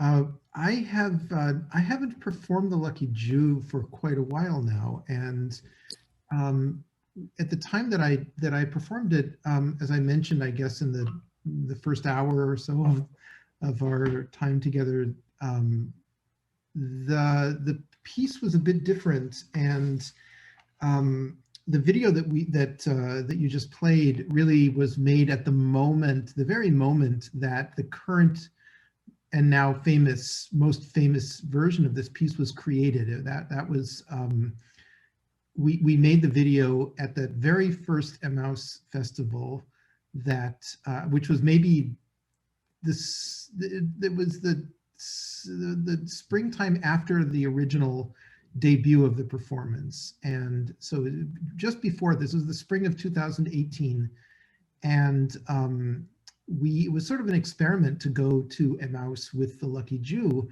and the idea of creating a picture of the person who was selling the picture was new at that moment. And we made the film as kind of an experiment of what would happen on that very day. But before that, the performance was rather different, and we had the same prop. The frame that you see in the film was there.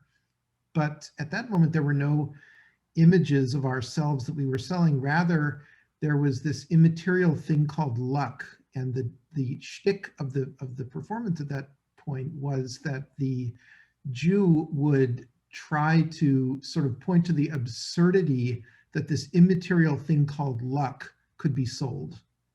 And that was the basis of the interaction, the conversation, and the sale, if there was a sale, happened when the buyer would reach through the frame and scratch the beard of the Lucky Jew.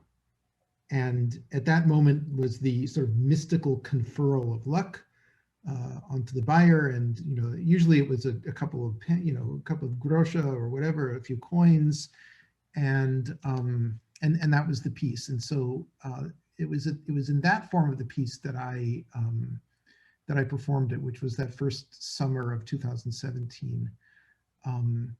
And which was, you know, as I've said, I think quite a different incarnation of the piece that raises different questions than the ones that we've been discussing, especially the questions about how it is that the lucky Jew sort of tends to fall either to the side of the friendly cartoon character, which doesn't really result in some kind of consciousness raising or critique, or on the other side falls to just another peddler of lucky Jews who's perpetuating the stereotype, not critiquing it.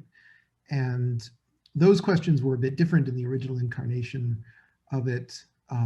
And I see it as an evolving project. You know, and that's what's actually most interesting to me about it, is the fact that it has had different forms and has evolved. Thank you. And Michael?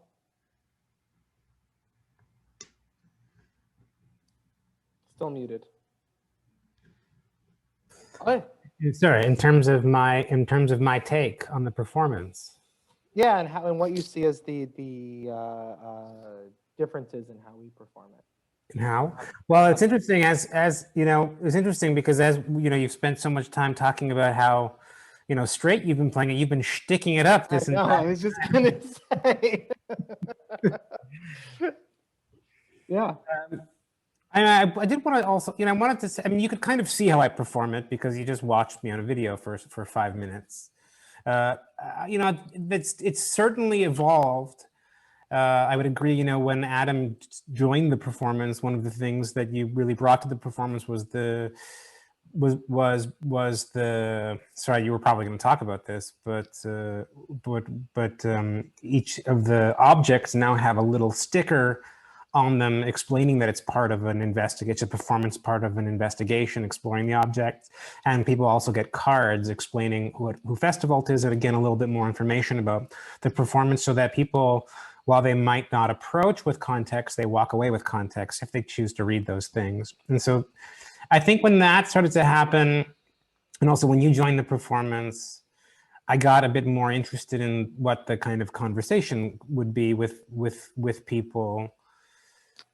But if not exclusively, I don't know, you know, I kind of change it up. You know, sometimes we do it for a really long time and sometimes I just sort of play around, and sometimes, you know, I've been in conversations with people where we've had really long discussions or arguments about it. I have one, the first time when we did it, when we were still just offering luck for nothing, we had a really long conversation with a pretty young progressive guy who was really arguing that it wasn't problematic, and by the end of it, he really could understand why the fact that they might be hurtful to me was a reason to contemplate shifting them. But here's the thing I wanted to say earlier, when, you know, Barbara was questioning the difference between the performance and Erica's exhibition, for example, and I think that, you know, I love, you know, like, I think is the thing about, like, I haven't seen this particular exhibition, but I've seen her, you know, I was in Widok za bliska, which is another one of Erica's amazing exhibitions, and they're not, I think what the thing about our pardon me? It's a wonderful pronunciation too. Thank you.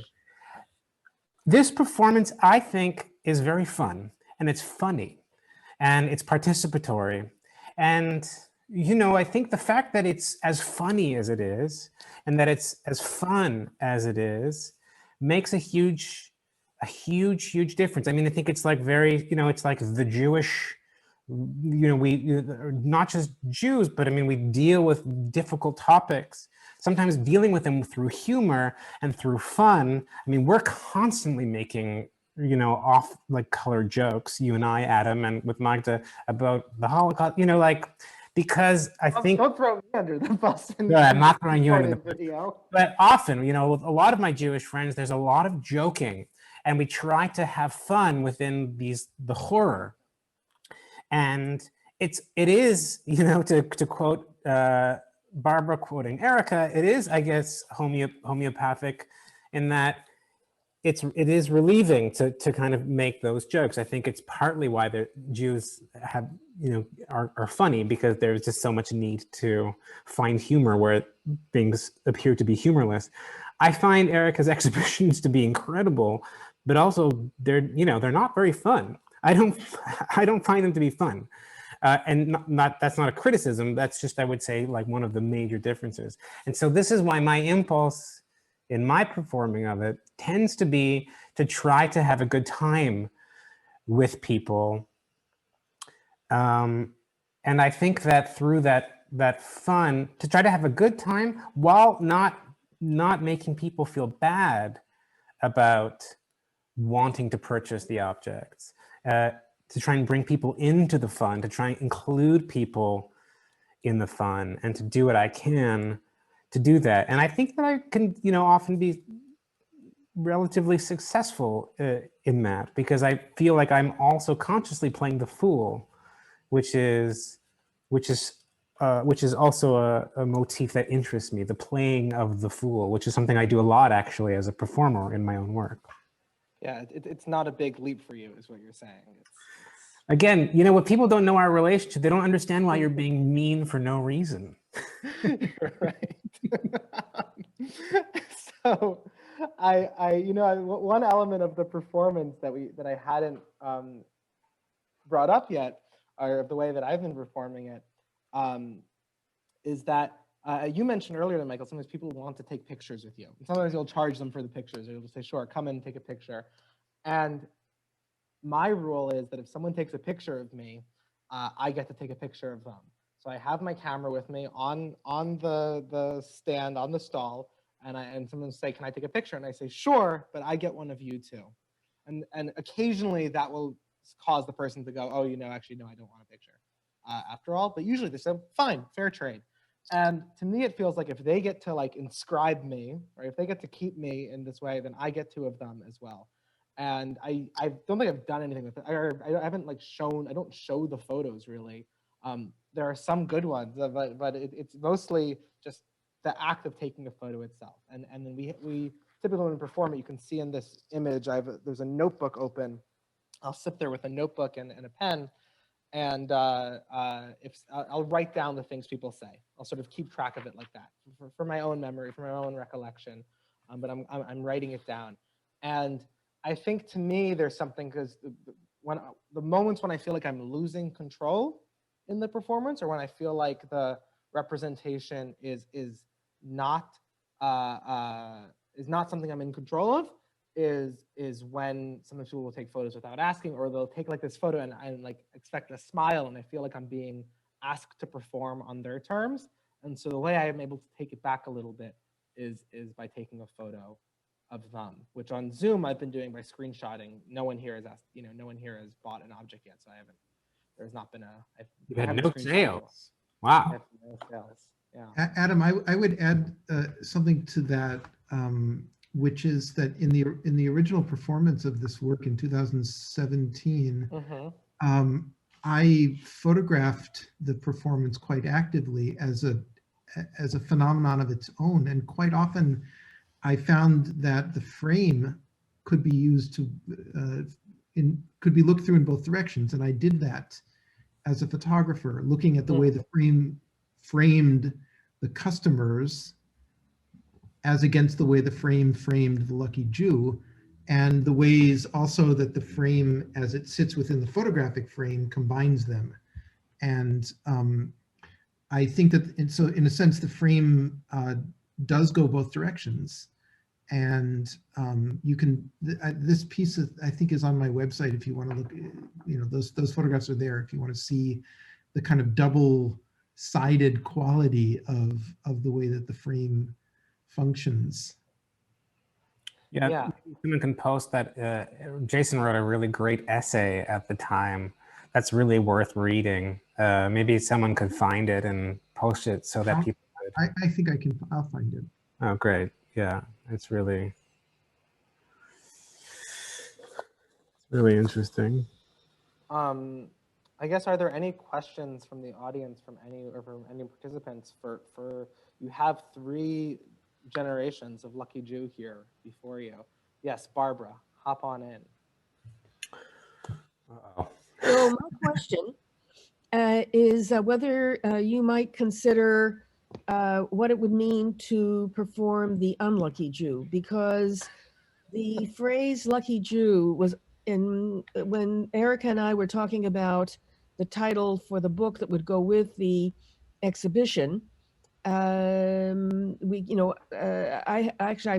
proposed lucky Jew, and in doing that, I had in mind the irony of the term, and that is that if anything, you could say that these figurines actually, they're like a Trojan horse, because inside that jolly lucky Jew figure is the most unlucky of all people, and that's the unlucky Jew. So the irony, if you will, the ambivalence or the double meaning or the implied counter meaning to lucky Jew seems completely absent from these performances, at least explicitly. And it may be that the sort of in parenthesis lucky Jew is maybe there in a latent way, maybe subliminal way, maybe subconscious way, but I wonder what it would be like and what it would take to actually perform the part of lucky.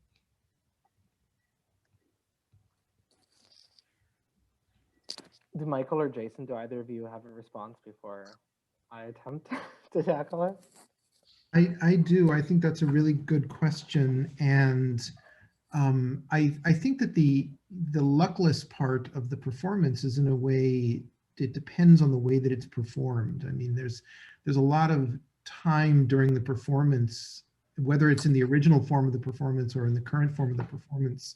I think there's a lot of downtime, and there's a lot of time when the figure of the lucky Jew is sitting there doing badly, or not selling things if he's trying to sell things, or not succeeding in engaging conversation if that's the goal. And I think that it's very possible within the framework of the discursive part of the performance to bring that forward, if the player wants to do that. But Jason, that is the least of what we can say about being unlucky. In Poland, if 90% of the Jewish population of Poland was murdered during the Holocaust, that has to be the ultimate unluck or lucklessness. And there is something so obsessive about these figures and so essential and essentializing about them, where they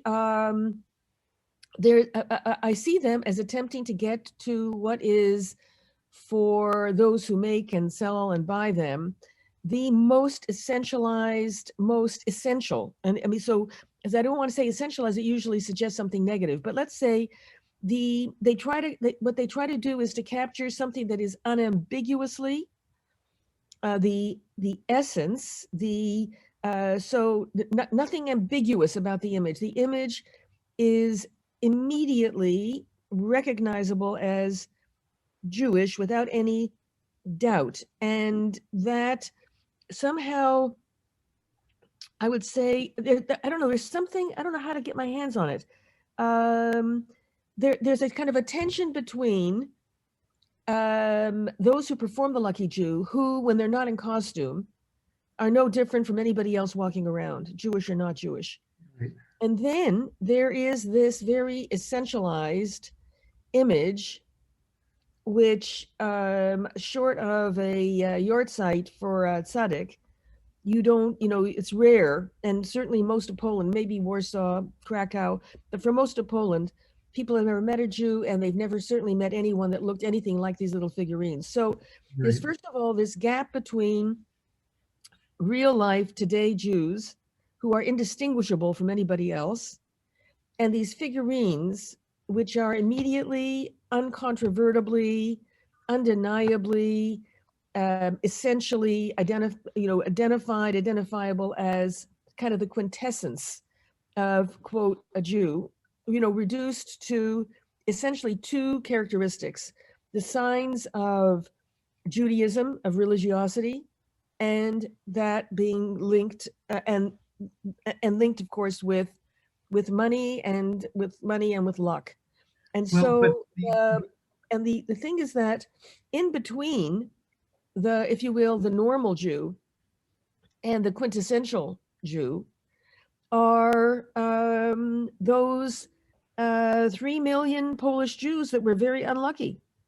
And so I don't disagree with you at all, although I do think that we have our own needs to essentialize Jewishness, and and many of them are just as reductionist, just as inflexible. But Jason, how is that relevant to this? Well, if your critique is, this is how I'll tell you how it's relevant. If your critique is, I'm laughing because I who have been so critical of the lucky Jew am now in the position of defending the lucky Jew, but okay. If the critique is essentialism. No, I'm not, I'm not making a critique of essentialism. My critique is that fundamentally and at the heart of this so-called lucky Jew is the ultimate of unluck, of lucklessness. Of course, but the point of the lucky Jew is the point of the luck of the lucky Jew, in the performance at least, is the beginning of a conversation about that very phenomenon. But does that but is that the conversation? Well, as I say, I think it depends on who's doing it. But I also think it does come up often. A lot of, and it's not just, the Holocaust, it's the continued post-war luck of Jews, and some of the more interesting conversations I've had in the performance sparked by these sort of like silly or even aggressive ways I'll have of bringing the, like, have you seen a Jew before? Do you know a real Jew? I'll shout on the street.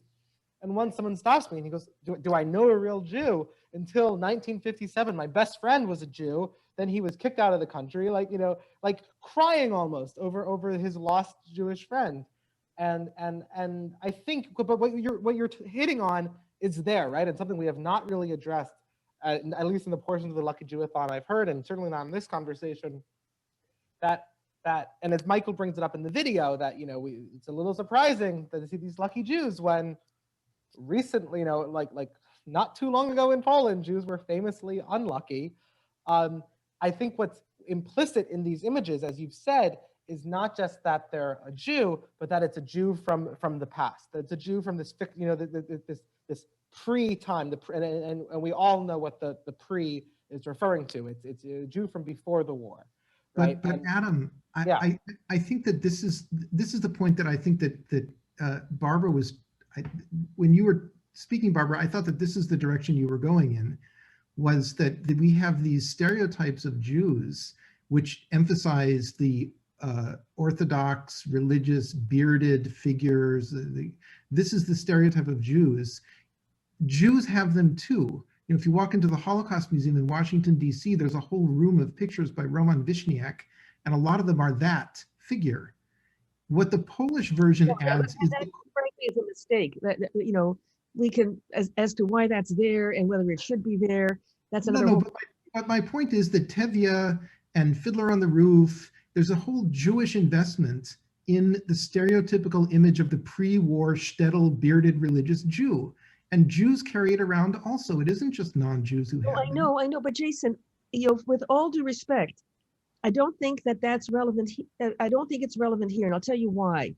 Like, for example, here, I would be interested in the extent to which the conversation was actually about Adam or Michael or Jason as 21st century today Jews, rather than about the lucky Jew, the unlucky Jew, the whatever. In other words, let's put it this way. Many of the people who have a lot of experience with these Jewish figurines and images have zero experience with people with Jews who don't look that way and Jews who are not that way. And so I mean, you know, like what comes to mind is Jew in the Box in the German exhibition at the Jewish Museum Berlin, where it was just an ordinary person who was sitting on a chair answering questions. And it was and you know, it's in a way it's the opposite, because it was just creating, it was objectifying, but objectifying in a way that was actually really productive. It was on the one hand disturbing, making a Jew into an object, putting them on a plinth, and then, you know, inviting people to interrogate them. But on the other hand, it was a kind of acknowledgement of how little contact that public has with individuals who are Jewish and living in Berlin today, whether they're Israeli or American or whatever, whoever they might be. And so it was in the context of an exhibition, clearly, and it is a kind of performance, but of a very different kind. I think there's a couple of people who want to make some comments, so I'll stop. Yeah, well, Marziana, you raised your hand, so maybe you would like to respond first. Yeah, before I go, that what you're saying now, a thought appeared in my head that maybe it's because also I didn't have a lot of like thoughts about the lucky Jews before, like just passing next to them.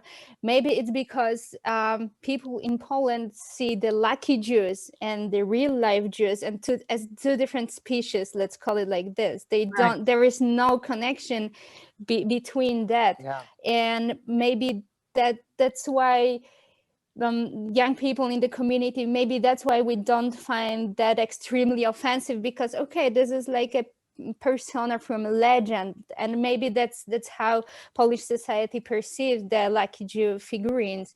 And also I wanted to add two things.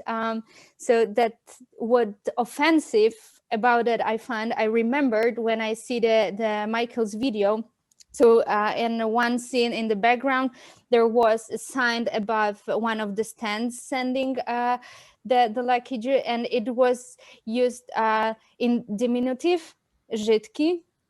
So I have one of the images. Keep talking. But yeah, so this is something which is like a point to stop and start to think for me. This is, but of course everyone has their like point of focus, but this is for me something that I would question, this is offensive or not, because the figurine from a legend, like you can also buy a dragon from a legend, or a figurine of like Krakowian princess who did blah blah blah in the legend, whatever, but they calling that way. So should it be cute, or it's showing that there's some kind of like, maybe I think it comes from a disrespect, the name Żydki, the like diminutive for Jews, calling the figurine like this.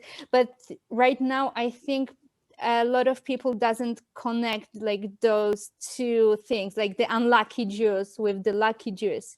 And the last thing I wanted to like put here in the conversation, that maybe like the one of the next levels of your performance, maybe one of the next steps would be performing with the images of lucky Jews, but dressed like you and me going to grab a coffee or something like this. And maybe this is the educational path in all this, like connecting the world of like legendary lucky Jews who look like we see in the pictures here on your background, with the real life Jews, which are maybe not that much lucky, but I bet a lot of them would be happy to wish people luck and be someone who brings some positive things into their lives, but also remembering like where is it coming from. Yeah. Can I just quickly say, Marciana, it's not just Żydki that is troubling. The word Żyd in Poland is considered almost like the N-word, even though it's just a normal word and it's in the dictionary. And from an outsider's point of view, it's totally neutral. You say Jew and it's Jew, and you say Żyd, it's Żyd, but it's considered, it has a very negative sound, negative connotation. So there are all kinds of euphemisms, how to get around saying it, to say of Jewish origin, or to say our older brothers, or Israelite. all kinds of ways to avoid saying Żyd. Yes. And Although it is being reclaimed, like now today, like but not widespread. It's well, not among Jews though. Among widespread Jews, like Jews use it in Poland. I will use it to say I'm a Jew, and Yeah. Tatiana would likely. Yeah. I use it quite a lot as well. I know, Yeah, but but- not the same sensitivity as for a Polish speaker, honestly. Yeah, and I found myself many times in the situation when someone was like with the full speed saying the sentence and then stopping on the first letter of ż, Yeah. and I was like, say it, it's not a bad word and it's not an offensive word. Right. And but also inside, like you, Michael, was telling before about like Jew jokes inside the Jewish community. So yeah, this is exactly that. Sometimes inside we say that the bad word with Żyd, so like between us, because we see that phenomenon that for many people it's still kind of like they're not sure if it's offensive or not, and like no, it's not offensive at all. It's offensive if you think so. I wanted to just say a couple Similarly, things about the. I wanted to say a couple things about the mechanics of the performance that that haven't been spoken, that I think are important, and they're thought through. I think one thing about the dressing, or this idea of sort of dressing as our without the gimmick is, I think,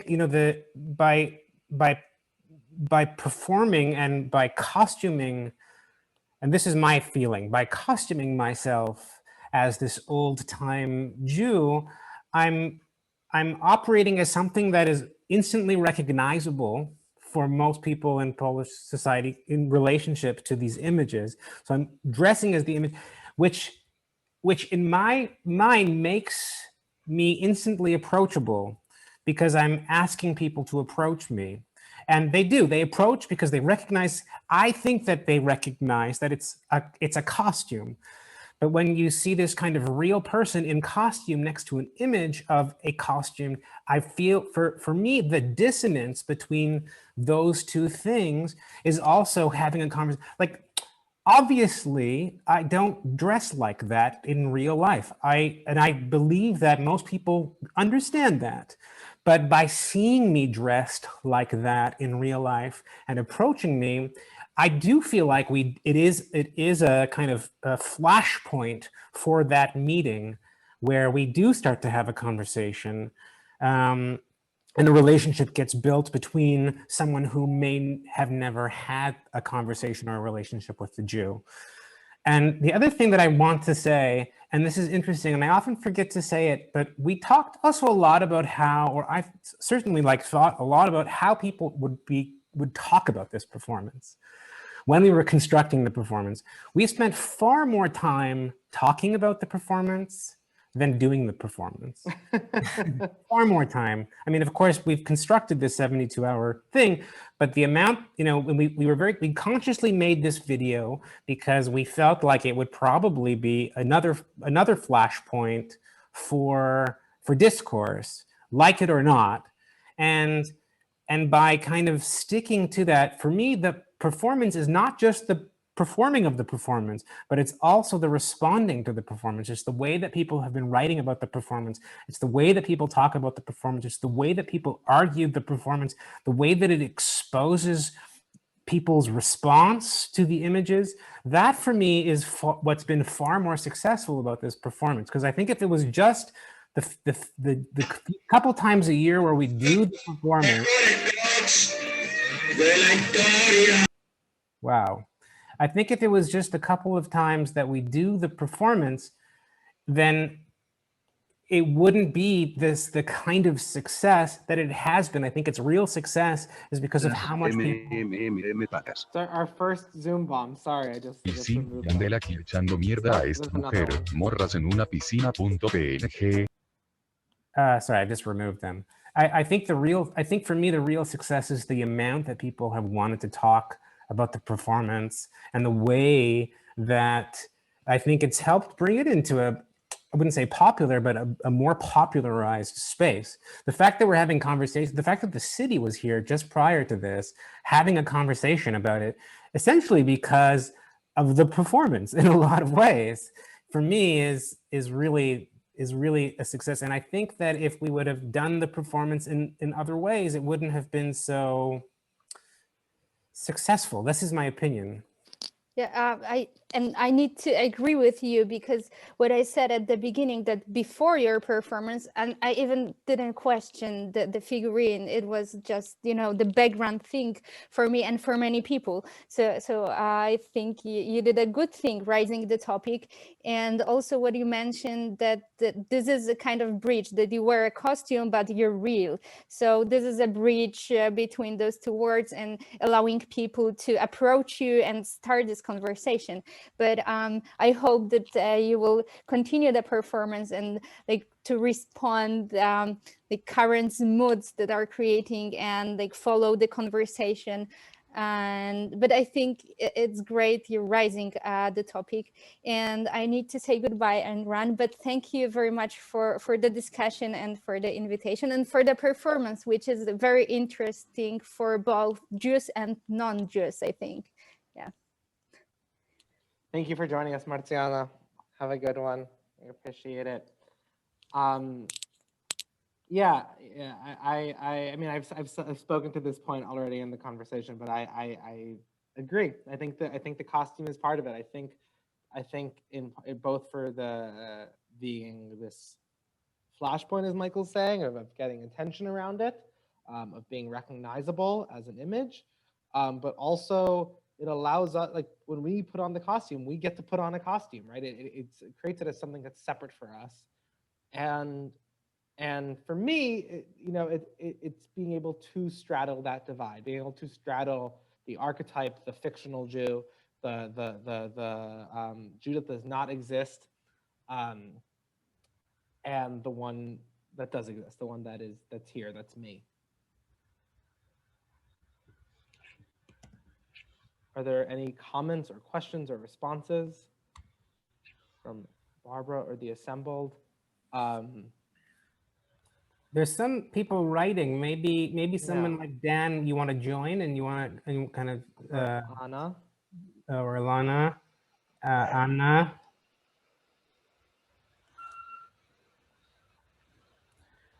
I think all of this, which is stemming from the idea of the Holocaust as the unluckiest event for Jews in Poland, the unluckiness as part of the performance. I think it's implicit. I think, and I think what Marciana made the point that the objects are different from real life Jews, and I think that's something that's intriguing to me, is that when it feels a little bit in the eye of the beholder, and the objects that are behind me, I do not think for most people also have the connotation of unluckiness or of the Holocaust or etc. Do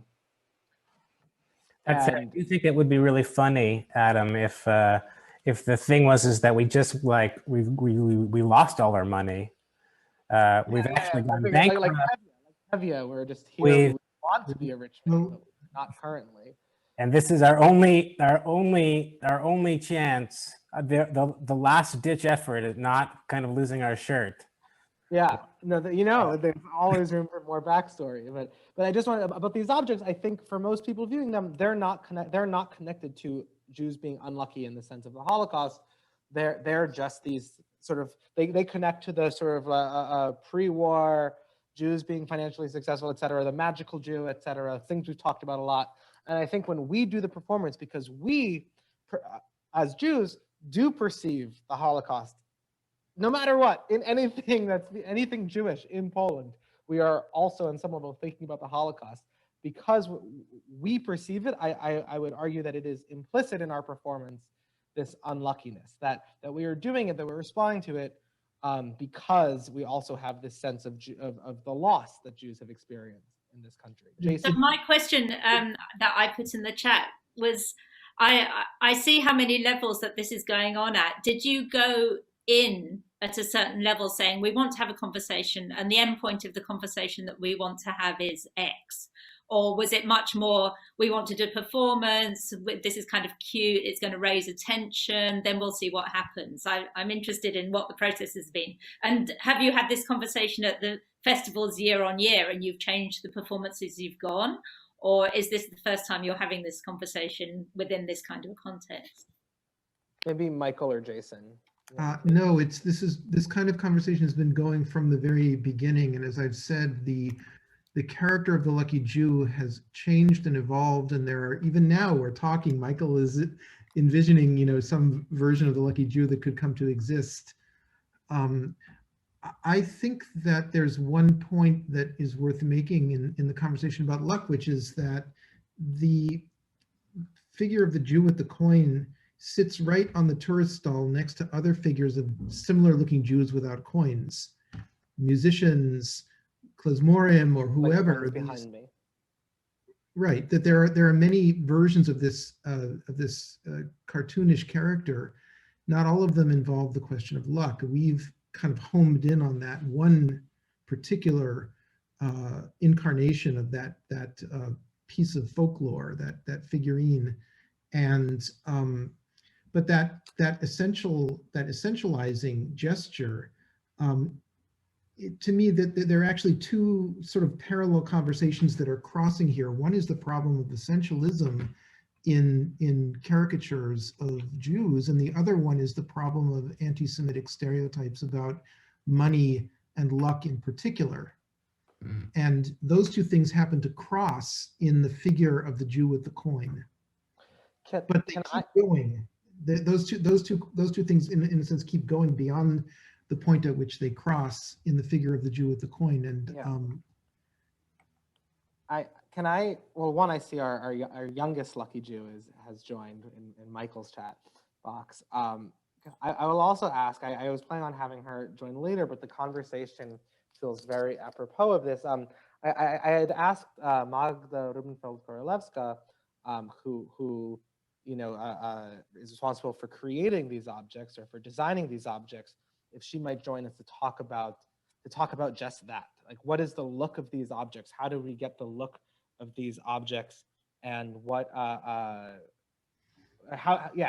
anything related to the look of the objects? How do they compare to the Jews that are like the Żydki behind me?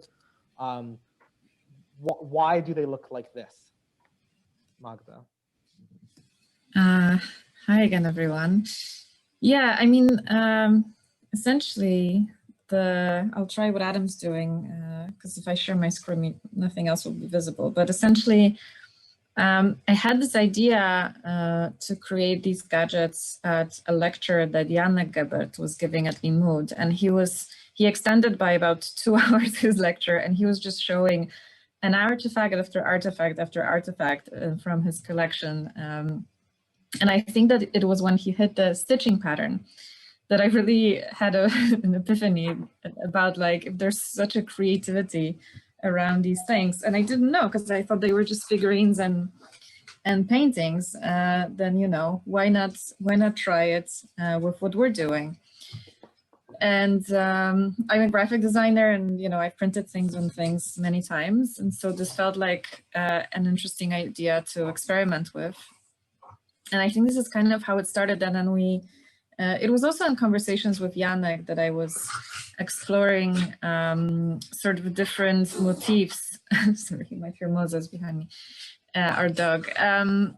Different motifs that recur in these images. And this is often the books, a menorah, or like a bookshelf, a menorah. And very often there's a window. So very often the Jew counting his money is sitting in some kind of basement, and the window is kind of high up above him. And the room is quite dark, and it's lit usually by some kind of candle. And so we sort of followed this trope. And I think maybe Barbara was saying yesterday that the way that these images look sometimes looks like somebody kind of photoshopped the figurines a little bit out of the 18th and 19th century paintings and just kind of added the coins. And so I think that the process in which we engaged when creating them was very much similar, and only that we sort of reappropriated the actual images that were already created, and I think in some cases like this one with the menorah, I literally stole it from those images so that they would look like the ones that that were there. And obviously now that we started discussing now, and then obviously there were a kind of different gestures also, so that that also Janek pointed our attention to, is that the Jew in these images is often kind of looked or often kind of contemplating his money, not just counting the money, but sort of admiring the money or contemplating the money. This is also why we mentioned this in the film, and this is also what we then reflected in these images. And of course, the gadgets that we have, which is the ledger, the pen, the coins, and I'm sorry, I'm clicking through because I wanted to show Jason. Well, there's Costa Gebert too. That's Costa Gebert here, and because we had a few other lucky Jews, but I have an image of Jason which he never really used in the performance, and I just think it's so cute, and I think it should be at some point part of some kind of performance. I don't know what it is, but I really like this. I really like this. He looks handsome in it. Just that he's. I just think he looks really sort of like I don't know, cheeky. Like he's trying to really, really encourage you to buy this image. And then like the very simple, and so the motifs also recur, and like I've sort of played around with it also in a way that why I've differentiated them, and there are. Like Adam has a kind of more purple bluish hue to his images, and Michael is more green, Jason is more turquoise, Kostek and Janek are more brown. So I've kind of like on one hand tried to experiment a bit and change them around, but I've also like repeated the same bookshelves in them so that the repetitiveness of the. Can I ask, do you have one of the sort of more surrealist ones behind you, like with the cat? Oh, the one with the cat? I don't, but I'll try to find it. I'll try to find it in a second. But at the same time, sort of, I wasn't trying. I thought that we were reinventing it enough with printing on mugs and wallets and different kinds of things that I wanted to sort of stay in the genre, in terms of the aesthetics of it and the kitschiness of it. And as this conversation was kind of happening, it occurred to me that while we have been discussing the various aspects of the performance, we've never actually discussed this stylization. Oh yeah, that's the bookshelf of the cat. I mean, this was just a weird moment of this one's late more at surreal. night. Yeah, but this is a bit out of the I would say the character of them, but yeah, also something that we've tried. But we never really discussed whether the stylization, helps the problem or contributes to the problem, or whether it should be something else. So thanks for bringing that up, and I'm very happy to hear people's thoughts.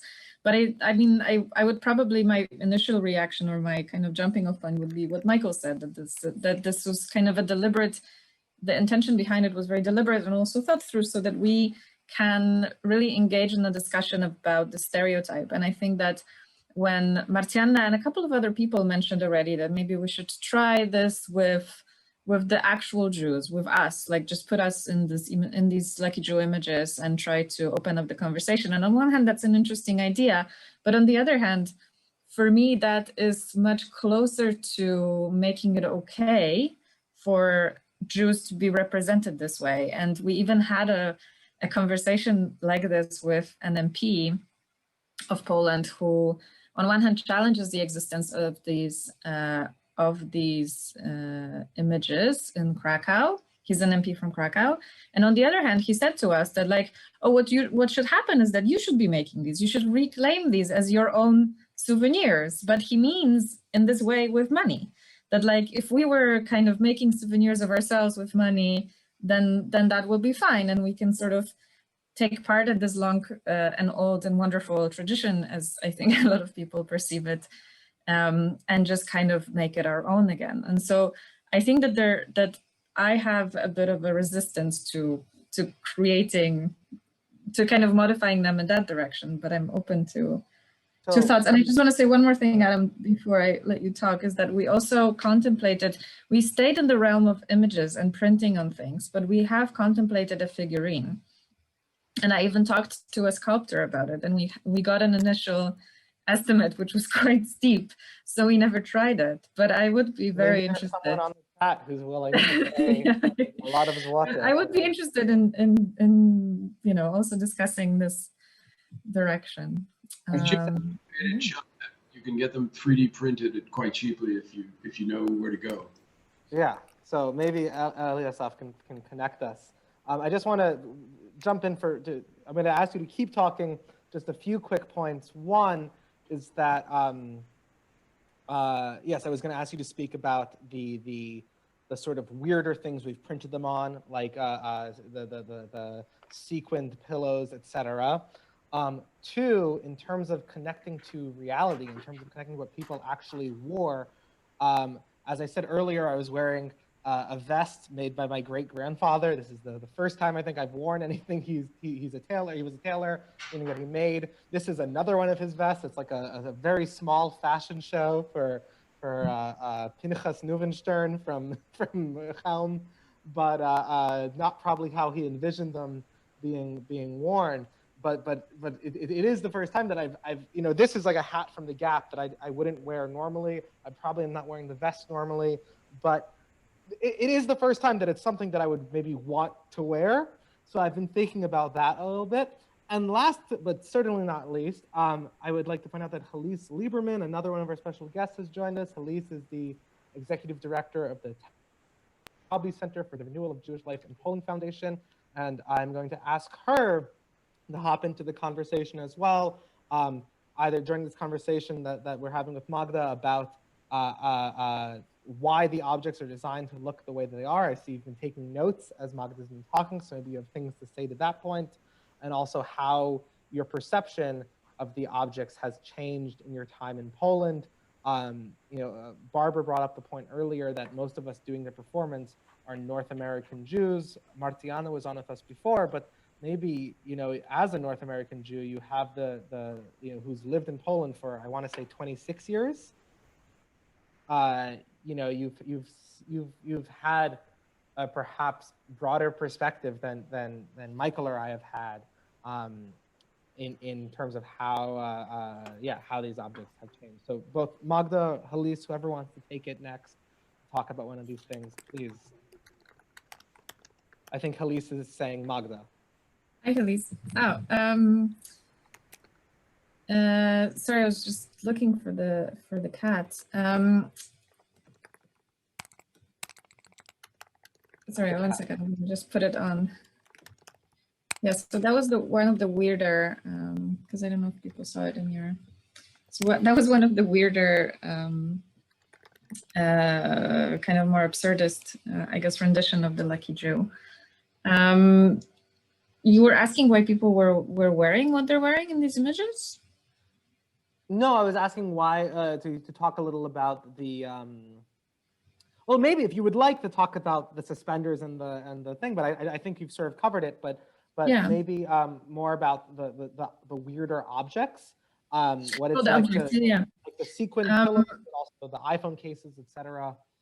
Yeah, I mean, so the first was the mug, I think, and that was such a success. We only made one for the first show in Emmaus, and it sold within like the first 10 minutes, I think, and it was such a success that we just sort of looked at. We work with a friend of mine who prints, who loves to experiment with printing, and so he can almost print anything on anything, and so we just bought a ton of different gadgets from like a company that sells things that are printable, and that's basically how many of these things started. I think we mostly printed iPhone cases. We wanted to do a sequin pillow, but that was a harder thing. It's for sale in this very event. If anyone wants to buy it, we will make it. A secret All right, photo. so Ideally, yes, you rub it one way, it's my face. The other way, it's Michael's face. You cannot get this anywhere else. we didn't get that far with it, but there was definitely a tempting idea. I think we also contemplated making Christmas ornaments with them. That was one of the funnier ones, and maybe something that still needs to happen. I mean, we basically just like looked through what's possible. We made an outfit for Lev for festivals. I mean, we can basically print on anything. So that was the main, I mean, there was no, sky's the limit. But I think we mainly went into like little wallets, and I think we have a piggy bank that we never printed on, but I'm pretty sure we purchased it and we could we could print on it. Rachel Morris likes Christmas bulbs. Yeah, so there's a whole I mean, I think Barbara, you said also we shouldn't be having too much fun with it, but I think that's sort of that is really the very important part of it for me anyway, is that this project is fun, and that we deal with a lot of really crazy shit that's happening in Poland through humor, and that we have fun during doing it.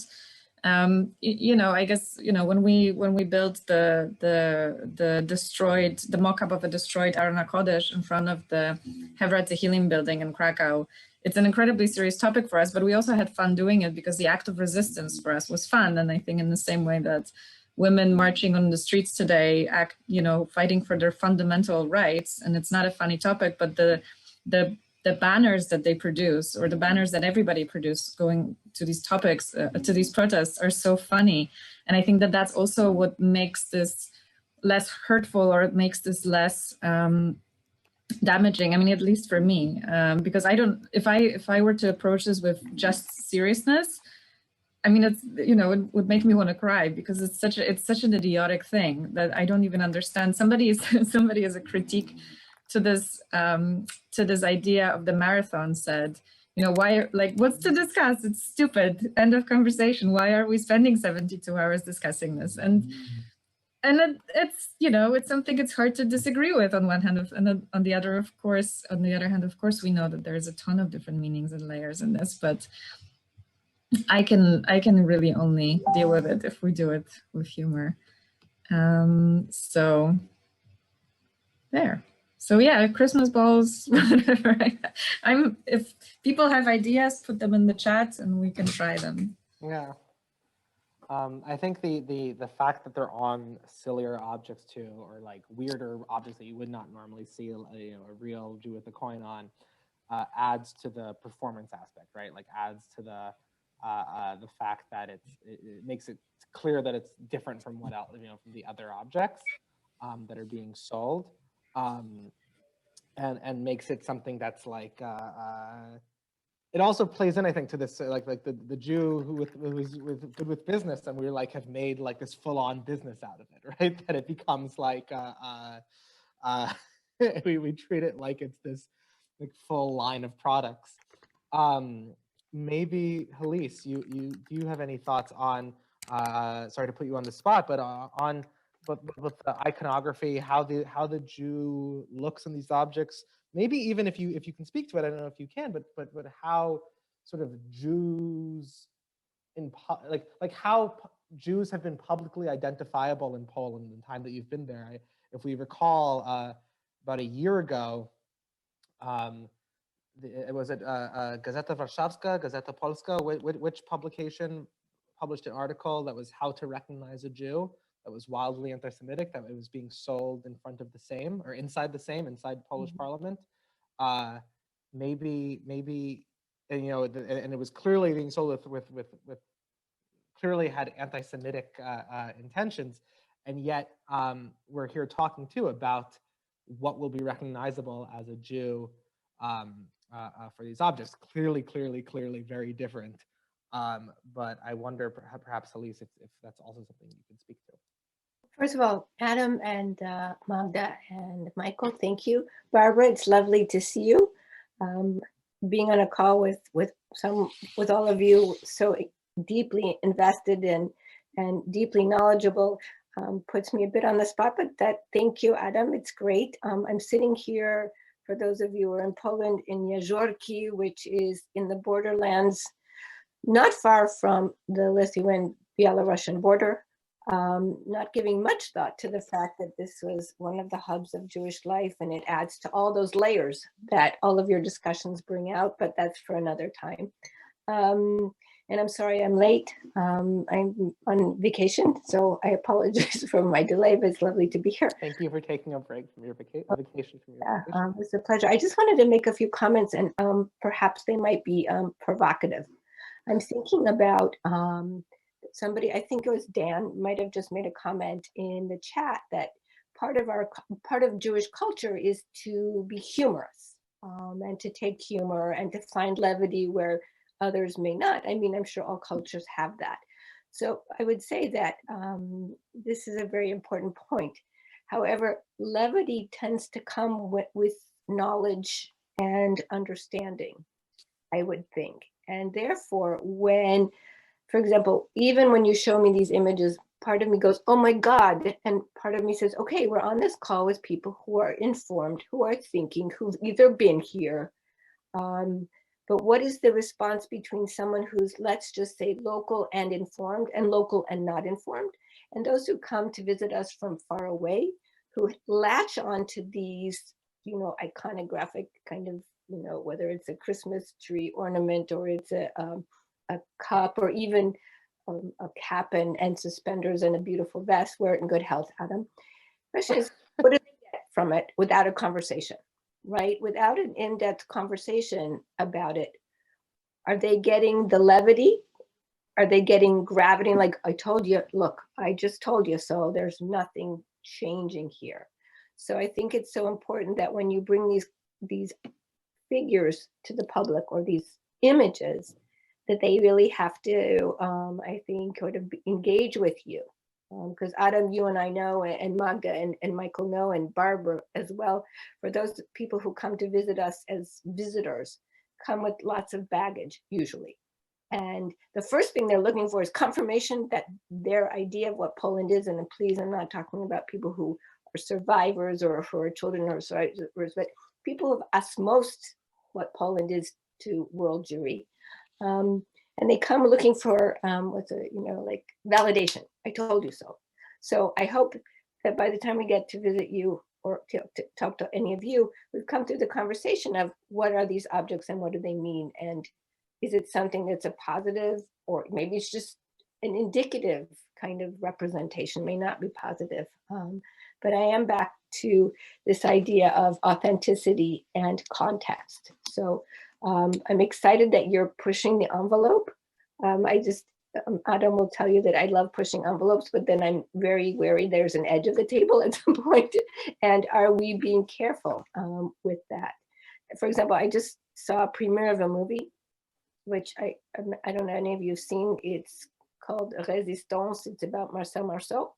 And I didn't really know the Marcel Marceau story, and I urge everyone to know the story. But there were pieces in the film, and I think those of us who are intimately involved, whether we live in Poland or work in Jewish Poland or want to narrate Jewish Poland, find ourselves looking for stereotypes and wondering, what does that do to the whole story? So, and I'm not saying these are stereotypes. I'm just saying it's good that they're in your hands, because one could use this in a different way. You ask a question about how Jews are represented.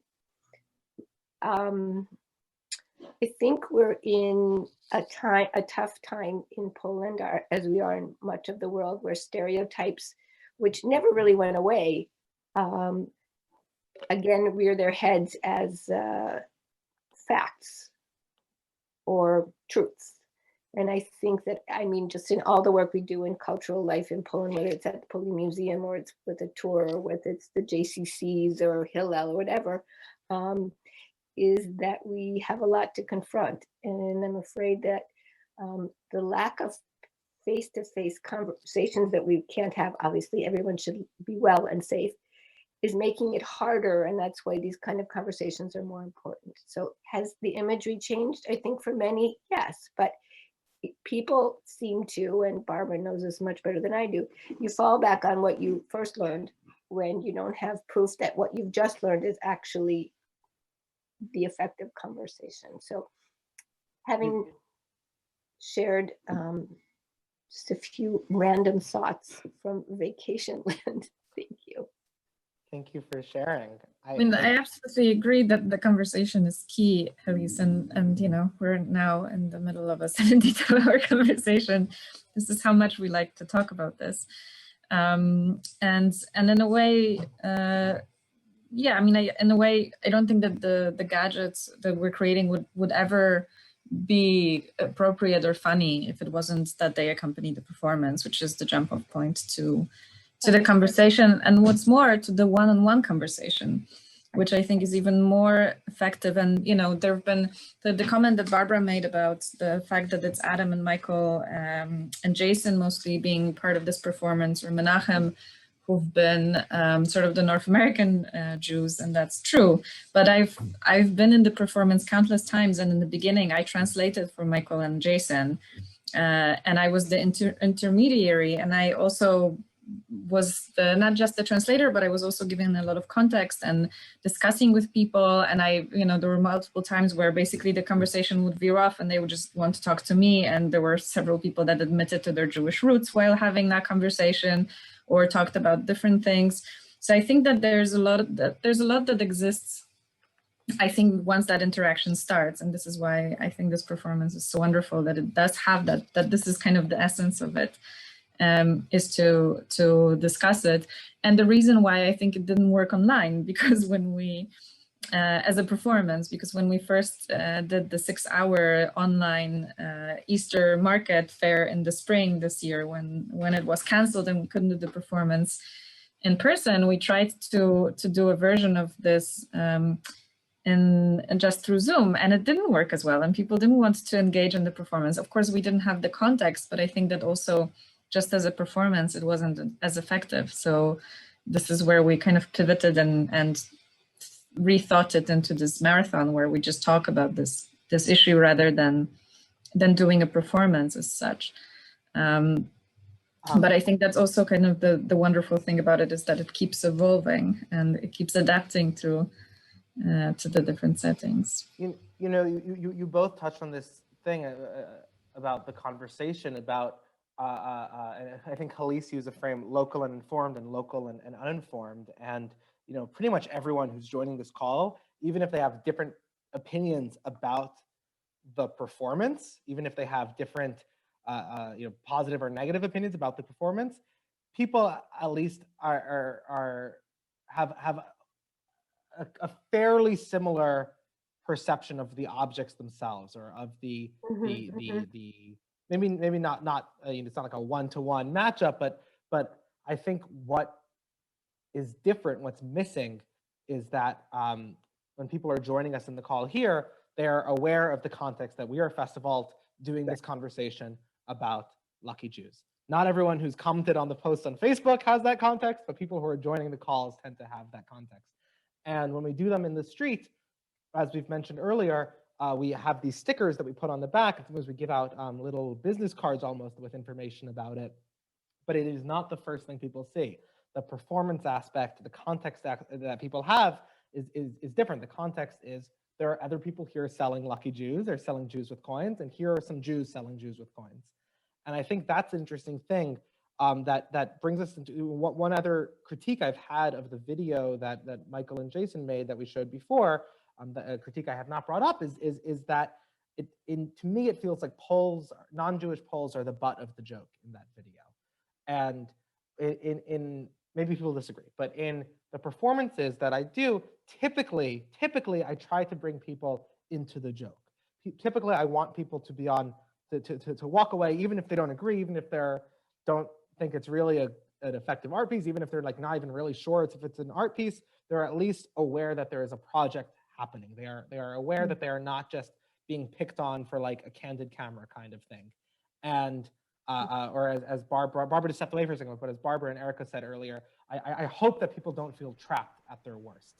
And yet sometimes people have taken the objects or bought them and gone home, and I was left with the conversation being like, that was not a good conversation, or that person has opinions that I find difficult. And even so, I'm still okay with the object being in their house. There's something that gives me pleasure in that like maybe it's hanging on there for them. I don't know if you guys want to respond. I think Eliasef wants to respond, or Daniel Budowski, or Paul Schorin, or anyone who's on the chat. If you want to respond, just hop on in. Yeah, can you hear me okay? Yes. Can you hear me okay? I wanted to talk to you about I wanted to address a few points, specifically with regard to modes of dress. And I want to make the point that, so just to give you some background about me, I'm a Tinuk Sheneshba, so I didn't have a Jewish religious education when I was younger. I grew up in a secular family, and I became religious in my 30s. And I moved to a Hasidic community, and I began to dress like this all the time. Now, the difference between when we use the terminology for a person's mode of dress, there's a very big difference between a costume and a uniform. Mm-hmm. Now, in my case, this is a uniform, not a costume. So it's that when does it become a costume, and when is it a uniform? So if a person wears a uniform all the time, it's not a costume. And Hasidic Judaism is alive in the world. And these kinds of people who look like this and dress like me all the time, and this is just normal, do exist. And I think it's really important that we don't assume that if somebody is dressed like this, that it's a costume, or that they're perpetuating an anti-Semitic stereotype, because it's an issue of pride in your heritage, and an issue of pride in being Jewish. And since I've started to dress this way, it's completely changed my perception of how my thoughts about anti-Semitism, and how people integrate, and how being openly Jewish in public really changes the experience that I have had just in my day-to-day life. So I think it's important to sort of be aware and sort of sensitive to people who do dress like in a traditional manner. That there's a certain amount of sensitivity, I think, that has to be had by the art community or the performance art community as to whether they're in costume or whether they're people are sometimes in uniform, quote unquote, or in costume. And I think that it's an interesting thing that artists can play with, but it has to be done sort of carefully.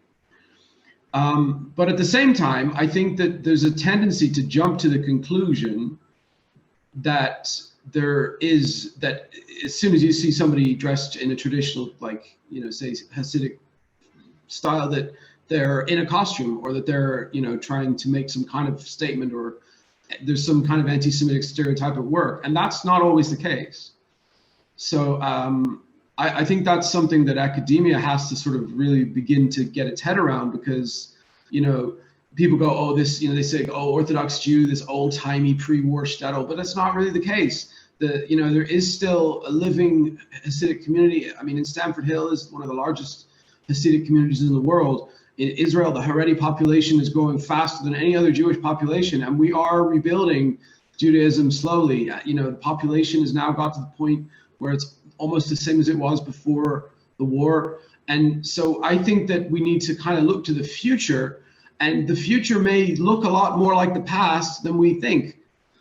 So I personally think this is a hopeful message on my part, that someday that it will be just normal to see these kinds of figures. And I think in some ways, I think it's good to be sort of normalizing these modes of dress and these styles, and for them to be seen on a day-to-day basis, because people need to begin to get to kind of condition themselves to the fact that Jews exist and that they look a certain way, and that's just the way it is. And they have a right to dress like that, and they have a right to exist and to continue to, follow a tradition. And I think, there's obviously, it's frightening to dress like this sometimes. I walk around, I'm in fear of my life sometimes, but that's just part and parcel of being Jewish. And I think that, nobody ever said that being Jewish was easy. said this at Satmar Rebbe one time, you know, and it's like, it's true. You're not expected to be, you know, you don't have to be Jewish. You can just choose not to be Jewish. But if you are going to be Jewish, it's not easy. But that's kind of the point. There's so many things in Judaism that are totally pointless that we do for, you know, for literally no reason, that are, you know, that are there to make us Jewish. Like the mitzvah of the tzitzis. Nobody really knows why. It's, you know, what tzitzis, why you wear tzitzis, apart from the fact that it's meant to differentiate you from non-Jews. And they're really inconvenient. It's a complete, you know, it's really hard. You've got to, every day you have to like unpick them, and it's very time consuming, but it's just part of being Jewish. And it's something that kind of affects you as a person, and it affects the way that you conduct yourself, and it affects the way that you go about your day and your perception of other people. And it, you know, and for me, it's made me a better person. You know, since I've started doing this, it's a discipline, and it's a sense of holding yourself together, and like it's when I put on a tallis, it's like I feel like God is protecting me, you know, and all these things that have, these ancient rituals that have evolved from, you know, thousands of years are important, and I think there's things that we should try to preserve. I mean, I'm not saying everybody should join, you know, should join Satmar and, you know, only speak Yiddish and, you know, whatever, but and I'm not a member of Satmar, but it's I think at the same time we need to be sort of like proud of these traditions and not be trying to hide them, you know, out of fear. That's basically. Thank you for and you know, and very, very quick comment. One point you make is that in terms of safety, to me it is a costume, right? To me, I take it off when I finish the performance. And as I mentioned earlier, this is the first article of clothing I think that I've worn in this performance that I might actually wear, but that's more maybe for family reasons. Would anyone like to respond? I see. Yeah, I just had thought about what was said. The costume versus uniform. I think it really depends on where you live. If I were to pass you on the street, I wouldn't think anything of it. I live in New York City. Hasidim or you know, there's a huge Hasidic community where I live, and all of New York City. So I also think it depends where you're from and how it's seen. So I find when people go to Krakow and they see those figurines dressed in, they don't necessarily attribute it to people dressing as Hasidim. They just see it as like an old world Jew. And then with the coin particularly, I think that's what throws people over the edge. Yeah, to make a point about the coin, Magda used the term, we were talking about, you know, you see the Jew counting his money. And I think an important point, and I think an important thing to point out, and probably the root of a lot of misconceptions, it's not necessarily his money.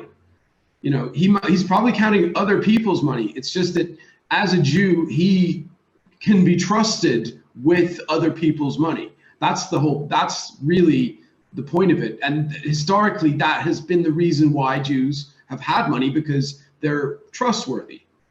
And I think that's a quality we should emphasize. They were only, like in the Venice ghetto, they were only allowed to be bankers. They couldn't do any other professions. That's true as well. Trustworthy. That's a lot of anti-Semitic trope regarding money and Jews. I agree that there are anti-Semitic tropes, but at the same time, that's predominantly why people have a knee-jerk reaction to these figurines. They don't see it the way you do, like, oh, what a trusting Jew. You know, he's going to be, you know, I can trust him with this money, or he's helping someone else with some banking transaction. I don't think people see it that way. No, they don't see it that way. See it that way. Wait 1 second, Eliasaph, just let her finish the comment. I mean, talk over you. Sorry. That's just my thought. Oh, well. Eliasaph. No, I was just saying that it's like looking hopefully towards the future is kind of my outlook, and I try to think about where we're going rather than where we've been. And I think it's important that we sort of try to, try to communicate with the outside world, and to try to put a certain sort of, I guess, to sort of be seen, to have certain qualities, and trustworthiness, I think, is a really central part of the Jewish philosophy and the Jewish ethics. So yeah, I mean, just being kind of nice to people and, you know, being trustworthy. That's my point. It's just that it's historically Jews have been, you know, trustworthy, and that's what we want to try and be as. It's an interesting point that I haven't thought. Because when Michael and I talk about it, we say we're counting my money, or I'm looking at my money, or I'm admiring my money, and you make a good point that in all likelihood, the Jew counting money is doing the counting professionally or for others. Is my point. Sorry, You're just custodian of the money. Jews are not really, they don't necessarily own the money. If a Jew works in a bank, he doesn't own the money. He's just the custodian of the money.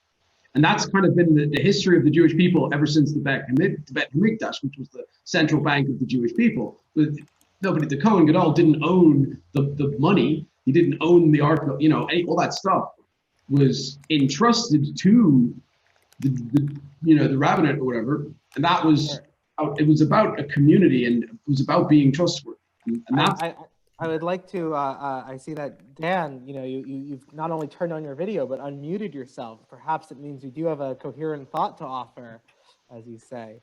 Oh, just on that topic, the imagery is not of the Jew holding on to money. It's of the Jew holding out a coin. And one of the fun pieces of this image is that we don't know why he's holding out the coin. And if we did a survey and if we asked everybody on this, what is he doing? Why is he holding out the coin? Is he giving it to us? Is he taking it from us? No one would say he's holding out the coin to show you that he has it. He's doing something. So that maybe he's offering you change. I don't know. So that ambiguity is part of the fun of the art. The other big idea that we haven't discussed here yet is that one of the things this is doing is throwing some light on anti-Semitism in Poland, which lots of people in North America, I only had a vague idea of it until this project started. So this is a hugely valuable project to do. And you know what? This again is an old tradition of using art to throw light onto a problem. I don't know. It just what I wrote in the comments is that this is the most meta art project I've ever seen. You know, because it's you know, making fun of itself a little bit. It's making fun of a thing. It's political art. It's fun. It's painful. It's all of these things mixed together. So you know, it's a lot of fun for me. Well, thank you very much for being here. I've really enjoyed reading your comments in the chat.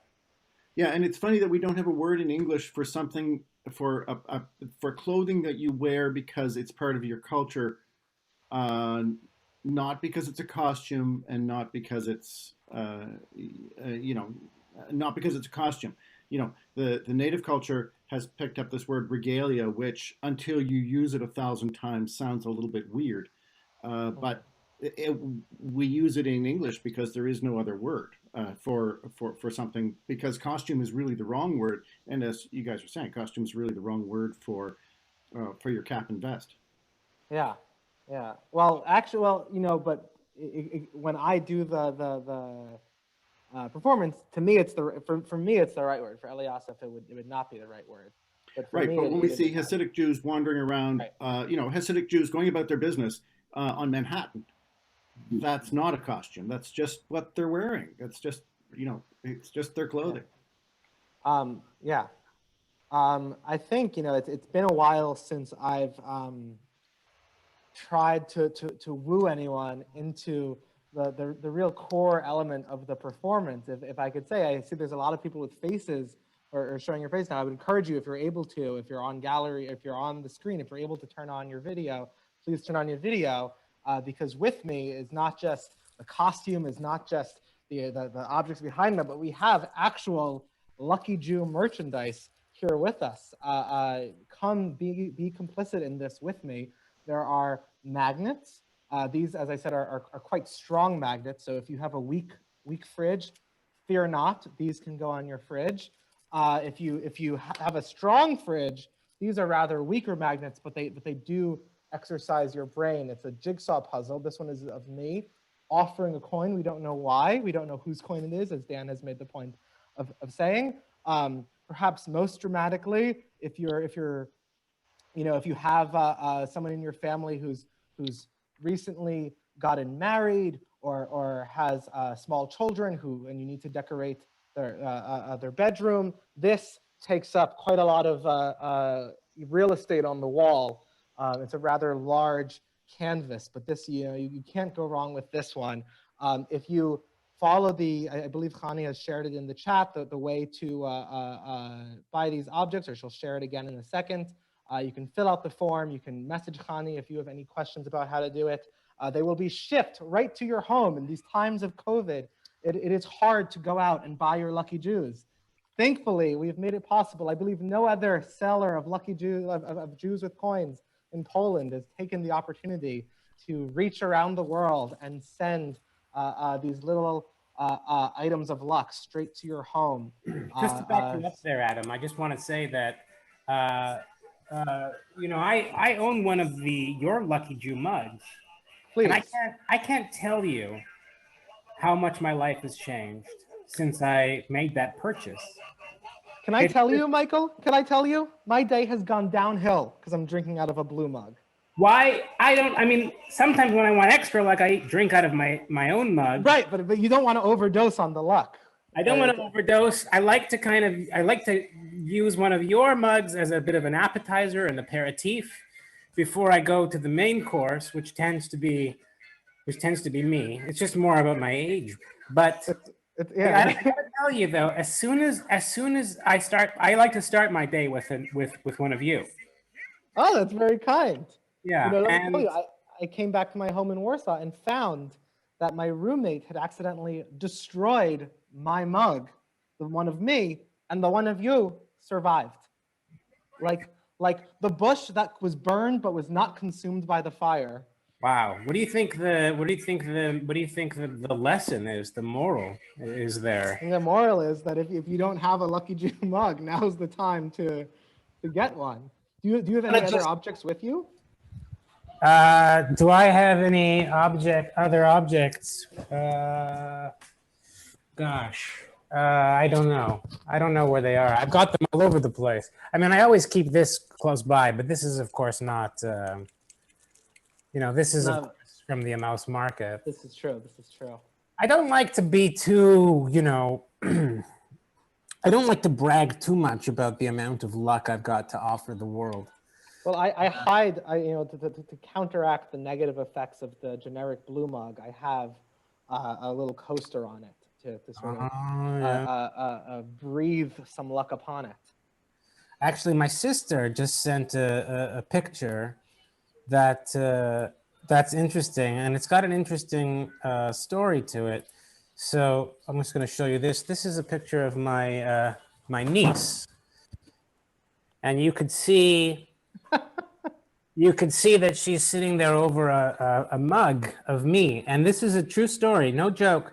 She was failing math before the mug. After the mug, she started teaching the class.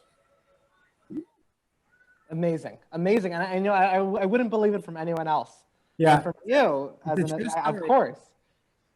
I've just come here to back you up. I want people to know that my life has changed, my niece's life has changed, and your life will change.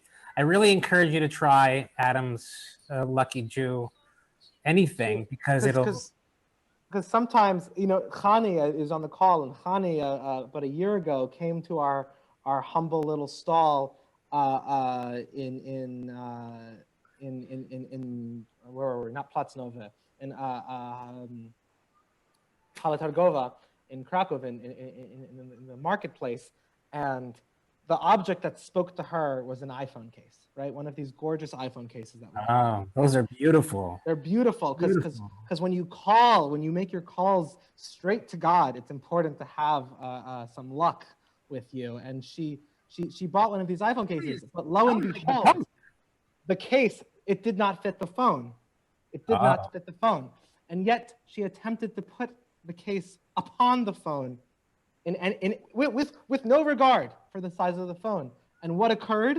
The phone morphed to fit the case, because that is how lucky these objects are.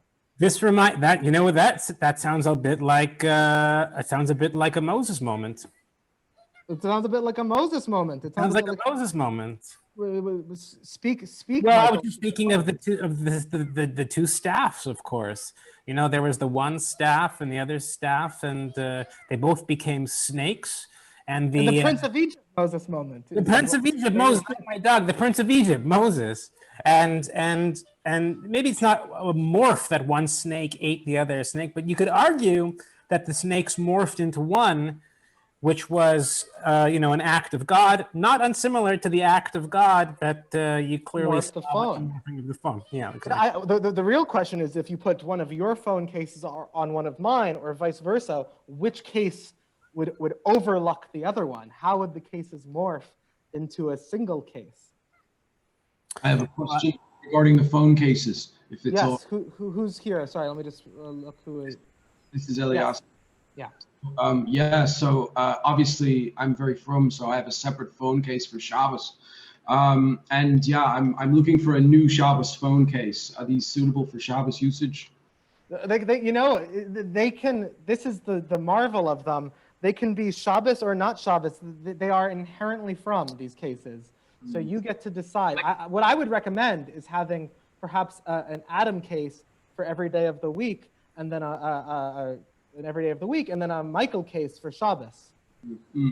And another question, is it true that they actually extend your battery life for 8 days on Hanukkah? It's like you've read the whole sales book that we have. It's more than true. If you come in with just enough battery life for a single evening, you'll find that it will last all 8 nights. And furthermore, the light will be so strong you won't need to violate the holiness of the candles and use them to read by, because you will be able to see straight from the phone. It's a very good Elias, question. I have a question. What do you think? This is really purely a hypothetical. It's not an offer. But what do you think would happen if we put you in a picture with your uniform? This is, sorry, I've gone off the shtick a little bit. I just had this question. You have to pixelate my face. I don't know. You could if you wanted to. I mean, I don't know. I guess it's more of a question of where how do we then interpret that image? Well, I mean, I don't know. What do you want me? What do you want me doing? What am I handing out money? Am I taking money? What's my motivation? I mean, you probably have to have a coin, because that's what would make you lucky in these contexts. But I guess the question is because as we've said before, we are wearing them as a costume, and for you it would be a uniform. And so the object is so a screenshot of you holding a coin is you've done it. There you go. There it is. Does it make you? I guess my question is does it make you a luckier Jew? Well, I mean, it's 2 Swiss francs, which is nearly $2, which is more than we offer in our. We're holding you typically either a złote, and we'll staple a single grosz to the back. So it's definitely more. What can I get for 2 Swiss francs? Well, from the merch booth? What do you do? Stickers? Or, I'm gonna need more money, am I? I'm gonna need like 30 or 40, right, to get anything. So let me browse the merch booth, and if I might be willing to trade likeness rights for merchandise. How does that? We can talk about it. We need a sound effect for a sale. It sounds like we've made a sale, our first sale of the day. Yeah, take it in, and a very generous donation has come in as well. So thank you for that. Beautiful moment, Mazel Tov. Adam, I just got an email, Adam, from Tomek Strug, who tells me that there's a bit of competition that's arisen on Divor Street at the needlepoint shop.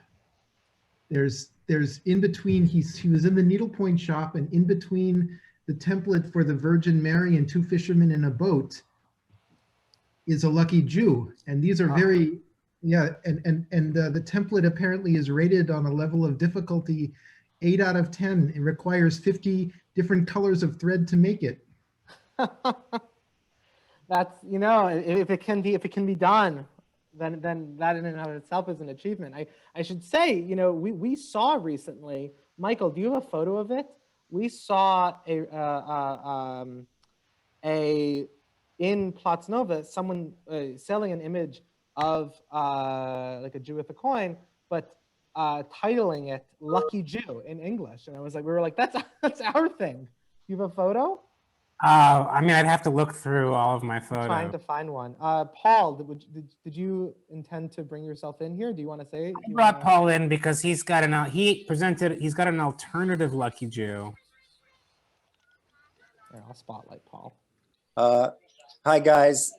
I'm sorry I've been participating silently, and my kids are still awake, and it's kind of hard to speak. But yes, I have created my alternative Lucky Jew, which is inspired by the conversations. I call him Krav Maga Jew, and you're lucky he doesn't beat your face in if you don't buy him. So there's a real range of imagery, is what we're saying here. It's not a simple, straightforward option. We've got your action figure Jew as well. Do people know what Paul is talking about? Do you have it with you? Here, I just downloaded the picture. Here you go. Now people can see it. Do you want to explain what the heck you're talking about? So my wife found this in the bazaar, and I actually had to do some hunting to figure out what it was, but it struck me that it's sort of vaguely somehow like Hasidic, a little bit, like the hat, not quite, but somehow. And I actually finally tracked it down. I believe this is the professional wrestler, The Undertaker. But you get the idea. I'm undertaken with it. I'm a fan. Did you see them, Paul, in Warsaw? The Lucky Jews? Yeah. In fact, the first encounter I had with them were paintings. There were some, when I first came to Warsaw, yes, thank you. There was this underground shopping gallery, which is like, under one of these underpasses. And there was a shop there where all of the windows were filled with these paintings of Lucky Jews, some with coins, some with other things. And I've seen them ever since. Yeah. And so, hey, Daddy's talking to some very important people. So. Oh, we're not that important. But I just wanted to say something because I wanted to add something to the conversation.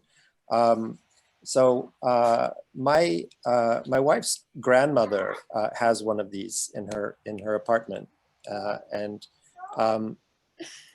Enzo, hey mommy, can you take Enzo away? Thanks. And she, I just want to give you a little background of who she is. So she's 82 years old. She was a school teacher during communism, member of the party. And now she is a very fervent supporter of peace, very devout Catholic. She goes to church all the time. And she's got a Lucky Jew in her apartment. But she also, every Christmas, she gives every member of the family a little envelope full of fish scales. And I don't know if you're aware of this kind of folk tradition, but the fish scales bring financial luck. And so you take the fish scales in this envelope, and you're supposed to keep it in your wallet for the entire year. And I think the reason I just wanted to mention this is because maybe we can bring one of the consumers of these things into the room through this story I'm telling you, is that these kind of contradictory, seemingly contradictory impulses that I think that that Poland still has this very deep kind of peasant culture that's just deep, and there's a deep belief in luck, and any kind of luck you can get, you'll take it. And so a friend of hers gave her that Jew and said, hey, this is going to bring you luck. Cool, I'll put it with all the rest of the things that I have, which also bring me luck. Now, of course, I go to church, and I know that somehow this is somehow a kind of pagan practice that I'm doing here on the side, but I think that this is part of what brings people into it, whether they have deep feelings of anti-Semitism or not. Like for the grandmother, I can say that's not true, but whether they do or not, I don't think that's the animating. In fact, people who are deeply anti-Semitic will typically not buy these objects at all because the Jew is not lucky to them. Right. Marciana, who was on earlier, talked about her friend who has a lucky Jew, and also, as you mentioned, the fish scales in her bag at all times. Magda, you wanted to make a comment. Yeah, I just wanted to kind of, because obviously parallel to the performance, I mean, I don't know if obviously we haven't actually talked that much about it. We are engaging the city in a discussion about what should happen with these things in the space of the city. And we sort of started, I guess, an activist campaign that sort of parallels the performance, but the performance actually enabled us to start, which is to have a voice in the city around the future of these figurines. And the city has suggested some kind of potential legislation around, for example, the Emmaus market, where they will be running a contest for who is in charge of the market in the following year. And they want to make sure that whoever is in charge will not allow these figurines with the coins to appear. And they're taking a number, it seems like they are willing to take a number of steps in order to sort of address the issue.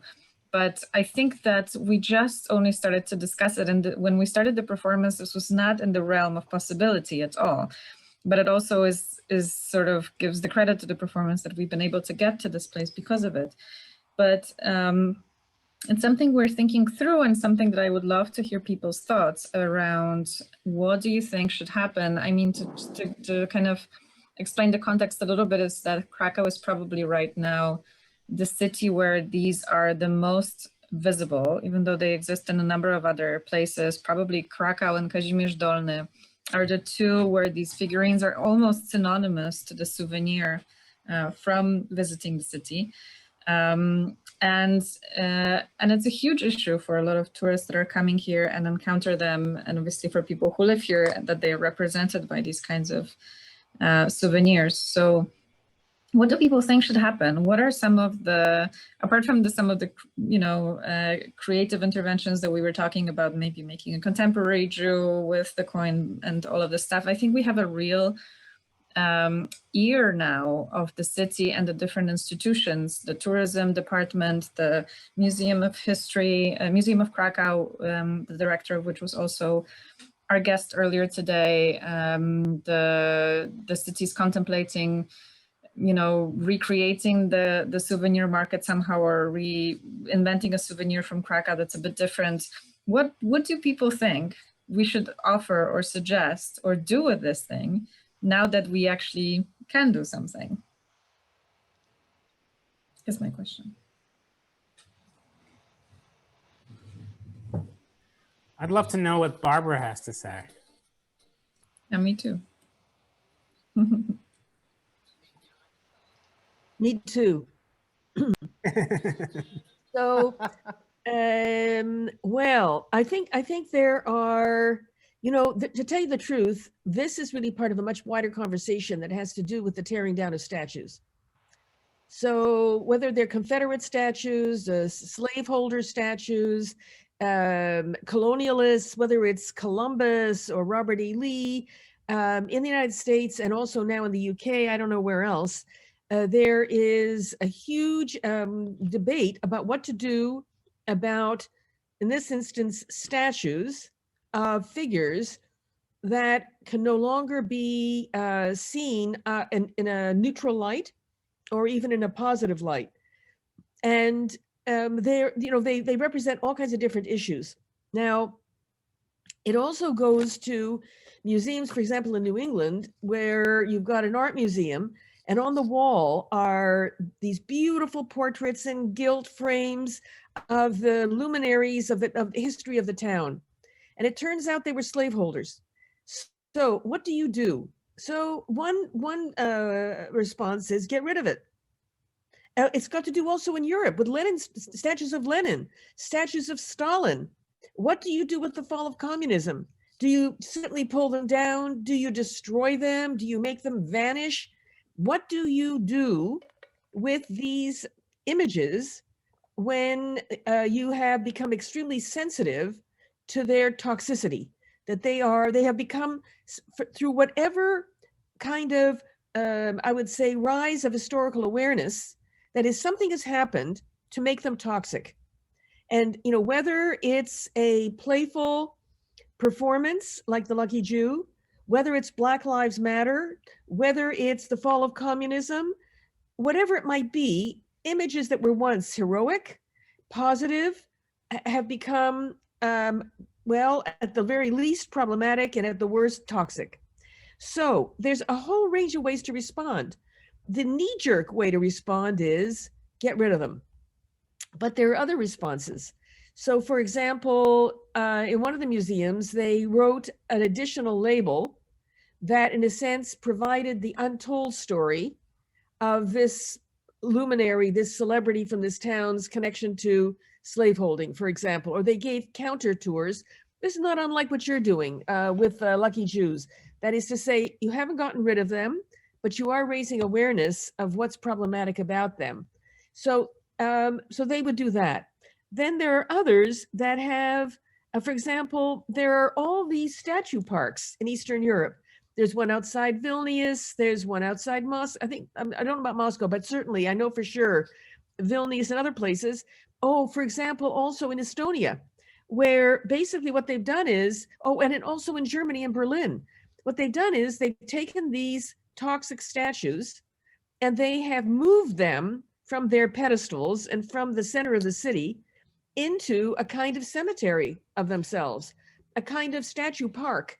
So it's some kind of a cross between a park, a cemetery, a junk shop. I don't know, you know, it depends. And sometimes they're really beautifully installed and really interesting.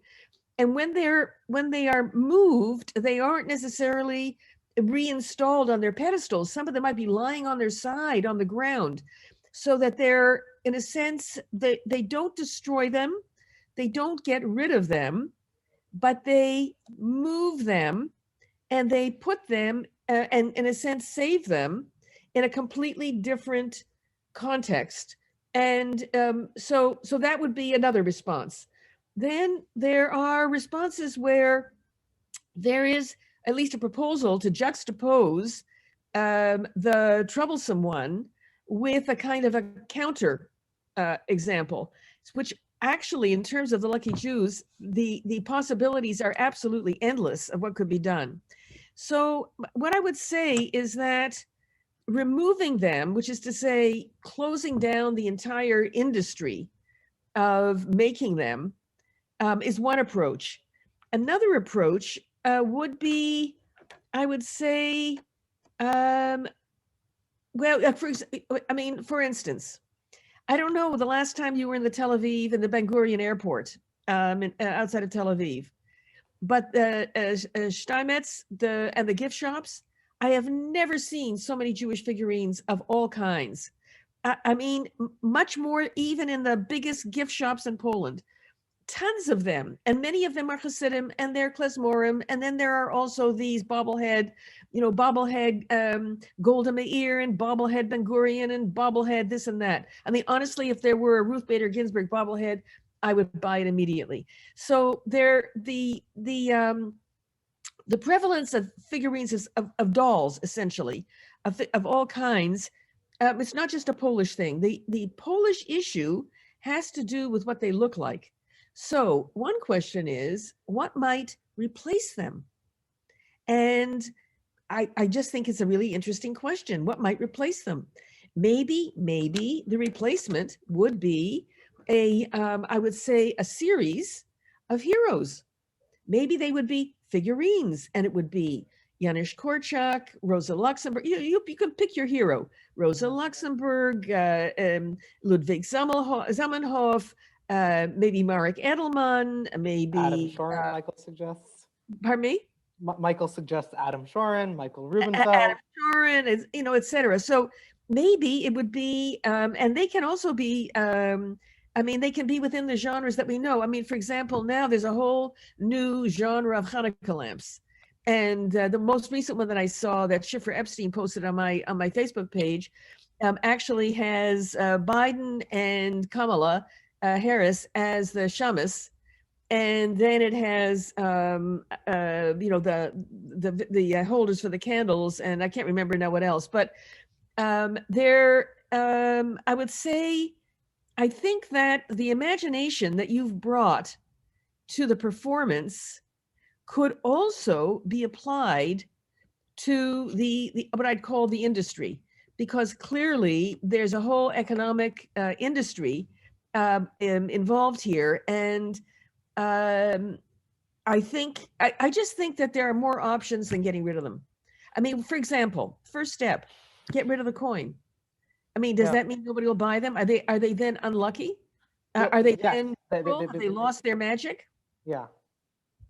Yeah. Part of the coin is required to imbue them with the luck. And for those who don't know, maybe for those who have not been here for longer parts of the conversation, you know, images of Jews have been sold in Poland for, you know, 150 years, alongside images of other Polish archetypes, including like peasants and Highlanders and priests and whatever.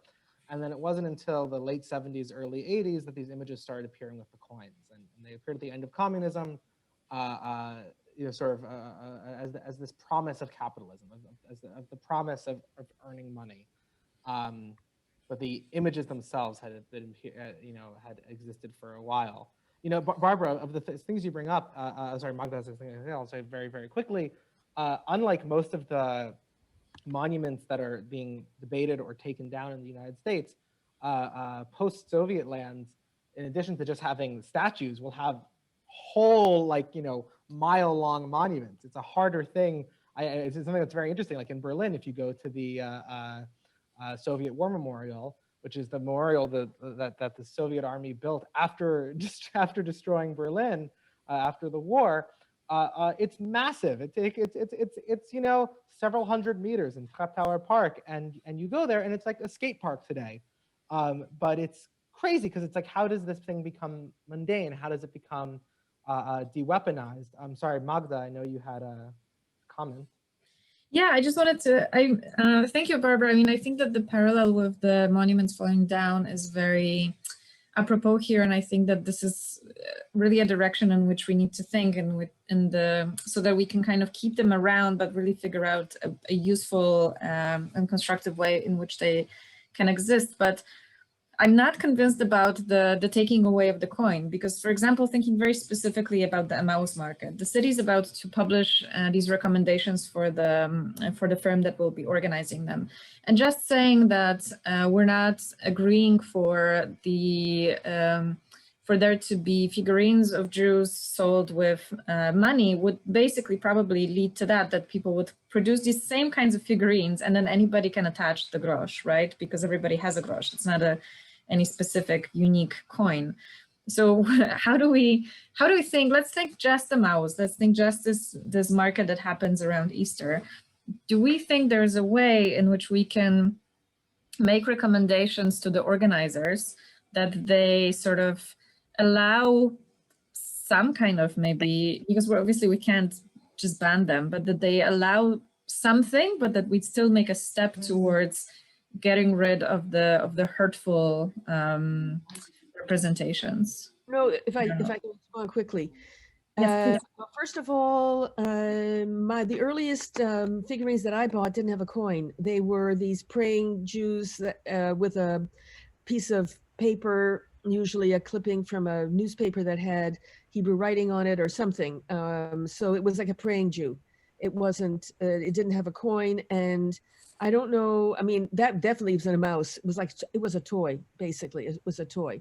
That's the first thing. The second thing, which I think is absolutely fascinating, and that is that there is a tradition, a Jewish tradition, of the rabbi, particularly the tzaddik, the Hasidic Rebbe, blessing a coin, and that the blessed coin is an amulet, a Jewish amulet, a Jewish amulet, a blessed coin.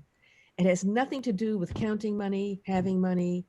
nothing to do with luck in business. In other words, the lucky Jew with the coin is generally associated with luck in business, which is to say, you have it right side up. You have it right side up during the week in the back of the door of the shop, and it accumulates money. At the end of the week, you turn it upside down, and the money falls out. So it's definitely associated with success in business, with money, with like that coin multiplying your wealth. However, the idea of a coin being blessed by the touch and the words and the holiness of a saint, of a tzaddik, of a rebbe, of a Hasidic leader, of a revered person, is something else altogether. Now, I'm not suggesting that these places get rid of the Jew and keep the coin, which is another option. It's Daniel Badovsky. If I might just comment and forgive me, this is all very new to me. So, but just kind of think, if it were me, right? I think what Barbara was saying about making the analogy to statues is really important, and I think one of the ways of approaching that whole issue is to contextualize. And I think you were saying this, to contextualize what you were seeing. Right. So, for example, I live in New York as well, and there's a statue in front of the American Museum of Natural History of Teddy Roosevelt, and he's flanked, by two images of kind of oppressed or suppressed people. And there was a lot of concern in New York about what to do with that statue. And one of the things that was done was there was a plaque that was put on it, which kind of gives some context to it. But that wasn't satisfactory. Nobody bought it. Yeah, okay. But to me, it's a step in the right direction. And if it were me with these Lucky Jew figurines, I would put a button on top of it, or have the coin that you would pull, like, when we were little, the dolls that you had a ring and you would pull the ring and it would say something like, there's a snake in my boots, right? So I would have it, when you push a button or pull the coin, it would give you some information about it. And it would start bringing you into like something about Judaism. Something about what it is to really be a Jew. Because the part about it that is like really obviously so upsetting. Aren't you afraid that those things would normalize even further, though, this idea that the Jew comes with a coin and then it's just like more fun because you pull a thing? I mean, it's a brilliant idea for a toy, but this is what because this idea of putting plaques up on the mouse was also brought up by the MP that I mentioned before. And the thing that, again, this raised in my mind and someone else's who was in that conversation was that, but then we're just making it okay. Then we're saying these things are anti-Semitic, but we're selling them in this market, so go and enjoy, and may they bring you luck, So I think that the plaque is not enough. Right, I'm saying if the object itself is something which is an entry into learning more about what it is, right? You're saying we should commission a whole new line of Lucky Jew objects that would be sold in a mouse. Seriously, I'm thinking to myself, what would be a counter object? And I mean, let me put it this way. I am not making a pitch that Lucky Jew, these little Jew figures with coins, should just simply go on their merry way and continue to live and thrive and multiply. That's not my proposal. But I am interested in what I would call counter objects.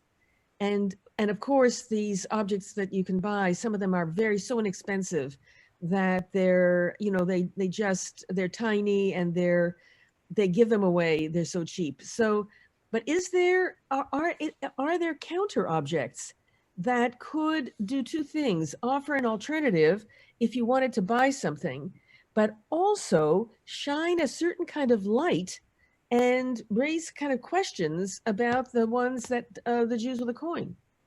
I mean, actually, that's an interesting idea, because I think that while the city could make sure that, or could kind of legislate around the fact that the merchants couldn't sell the Jew with the coin, they could still issue some kind of line of Jew with a coin with some kind of right explanation or something, because in a way, Magda, no, and I'll tell you, and also Daniel, honestly, context sounds like a solution, but actually It's not. I mean, it's helpful. It's helpful, but it doesn't really solve the problem because No, of course it doesn't. It's helpful in a museum, I think, but not in. Sorry? Because in the museum, for example, there are in the ethnographic museum where there are these racist images of Jews. One thing we asked for was just that they had, they were explained with context. But in a museum, that's a different thing than when it's a thing on the street. Sorry, Daniel, you started to speak, but you're muted. Yeah. Oh no, I just didn't hear when Barbara, when you said it's not a solution because then there was some. Well, I'll tell you why. Because the problem with monuments is their monumentality.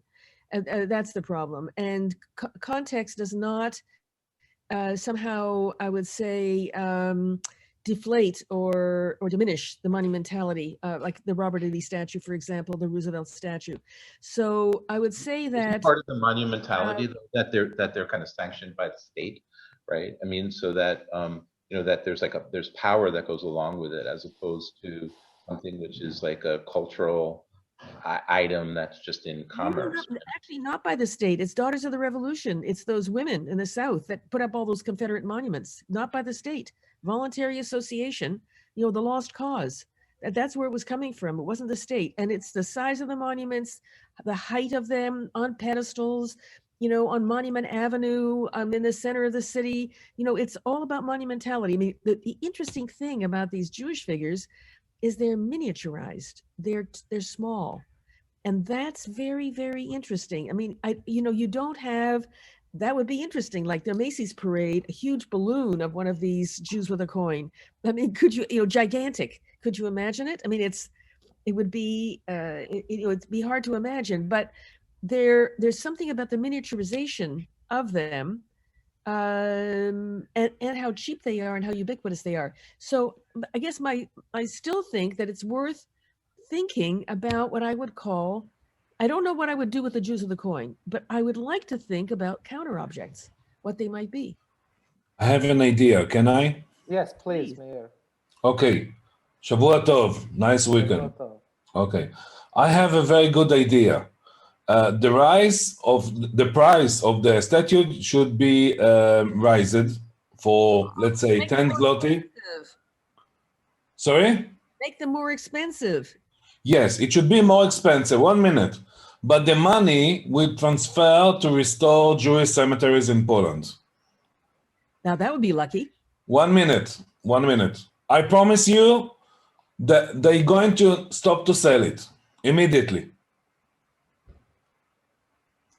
Because nobody wants to put money to restore cemeteries, fortunately.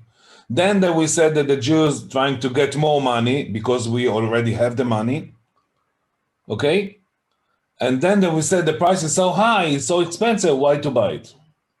And after that, the bottom line, no business.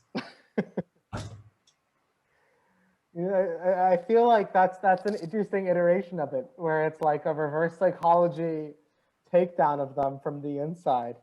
I would watch it as a spy movie almost. I wonder, when you bring up counter objects, you know, to me, what feels effective about our performance, the reason it's gotten any attention in Poland is the performance aspect. I imagine, I can't conceive, maybe it's just I don't have the imagination for it, but I don't see how an object, I don't know what object could compete with the saturation of the market that the actual lucky Jews, the actual Jews with coins have. I think you don't have to. Sorry, Adam. Continue. I think you don't have to, because I'm not all the time following all the discussions because of Shabbat and I was in and out, but I feel for more and more that you're looking for a solution how those statutes will exist.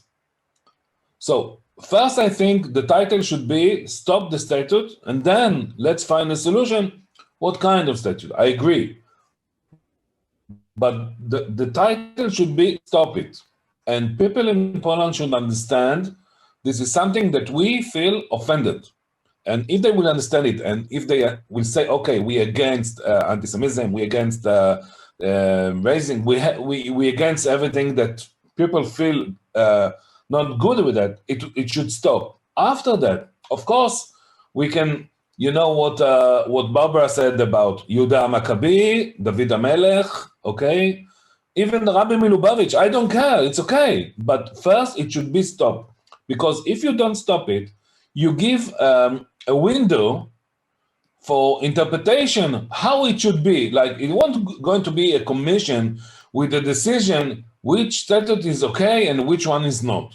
First, stop, then try to open. Sorry, Mayor, there's Magda, no way can you, yeah. to stop it legally. There's no way to legislate against The selling parliament, the parliament.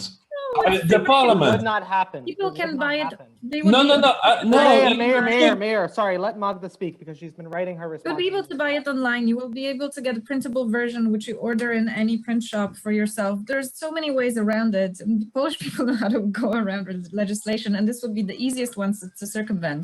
And by creating that scenario in which people have to go around to create their own Lucky Jew or get it elsewhere, you would just make them more popular. By legislating against it, we're not solving anything. We have to figure out a better way. And probably there isn't just one solution, but it has to be accompanied by education and performance and everything else. But for the Emmaus market, we have an opportunity to do something. And the question is what? But just like banning them is not a possibility at all. Why you think? Why it's not? Sorry, Mayor. Why not? No. This is a big question. Why not to go to the parliament? I'm very sorry. Who would go to the parliament? Who would go to the parliament? Who would create? We can't even legislate. I don't know who. In this country, we're going to ban. It's impossible to create effective legislation around it, and it would cause people to feel even more oppressed. And it would seem like the Jewish community is there to tell them that they can't do something, and they don't understand why it's wrong. It would just cause backlash that would be much more hurtful than really anything else. And it's completely not what we're trying to do. The Jewish community is not a factor in this negotiation because I've been many times. That's how it would be perceived. That's how it would be perceived. One second, Mayor, you're bringing up a point that a lot of people are trying to respond to. I just want to say, Michelle, or sure, it's okay. No, Magda, I thought initially you guys had given out material about what the Lucky Jew is historically. Wasn't there a card attached, to the puzzle? Yes, there is. There was a card, but not really what it was historically. Just that this performance is an investigation into the phenomenon. But the truth is that we don't actually know when the coin appears. Nobody can really pinpoint it. We've asked the Museum of History. We've asked Erica. There isn't a moment. We don't really know how it happened. Exactly. So we can kind of speculate, and there's a lot of theories, but there isn't like a black and white history of these things either, which makes it also complicated. I'm sorry to cut in here. I just, I am at the end of my 4-hour session here. This has been a wonderful conversation with a lot of lively directions. Of course, Lucky Jewathon, far from over. We've just completed 48 hours. There's another 24 hours to go. And so before I hand the reins over to Atalia Laufer, let me just tell you for the final time that you are here and it's not just people here, the objects themselves are here. You've come into this chat and you've found that there is not just a group of people having a conversation, but a delightful coaster with a Lucky Jew on it that you might purchase for your very self. There is a puzzle that can go straight onto your fridge, a magnetized puzzle. If you have a less strongly magnetized fridge, you need a stronger, more powerful magnet. Might I suggest this? There is an iPhone case. There is, of course, my favorite. Where did it go? The full-size showstopper that could really only be used in a bedroom. Maybe if you have a newborn, you can attach it to their crib. The sight of the size of that canvas and the amount of luck I can imagine getting from a canvas of such a size, Adam. It brings. If you imagine turning it upside down, I mean, it really fits all of your purposes.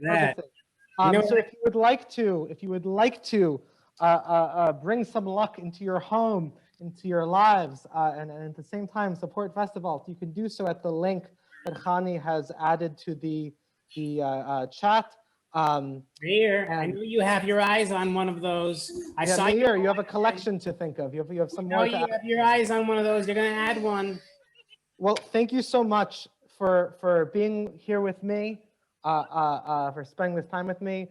Before turning it over to Atalia, who's in Berlin. I believe Michael Rubenfeld would like to say a few words. Thank you, stay lucky out there, and I hope you can enjoy the rest of the Lucky Jewathon. So I'm actually going to introduce, just before we go, I'm going to turn you off, Natalia, just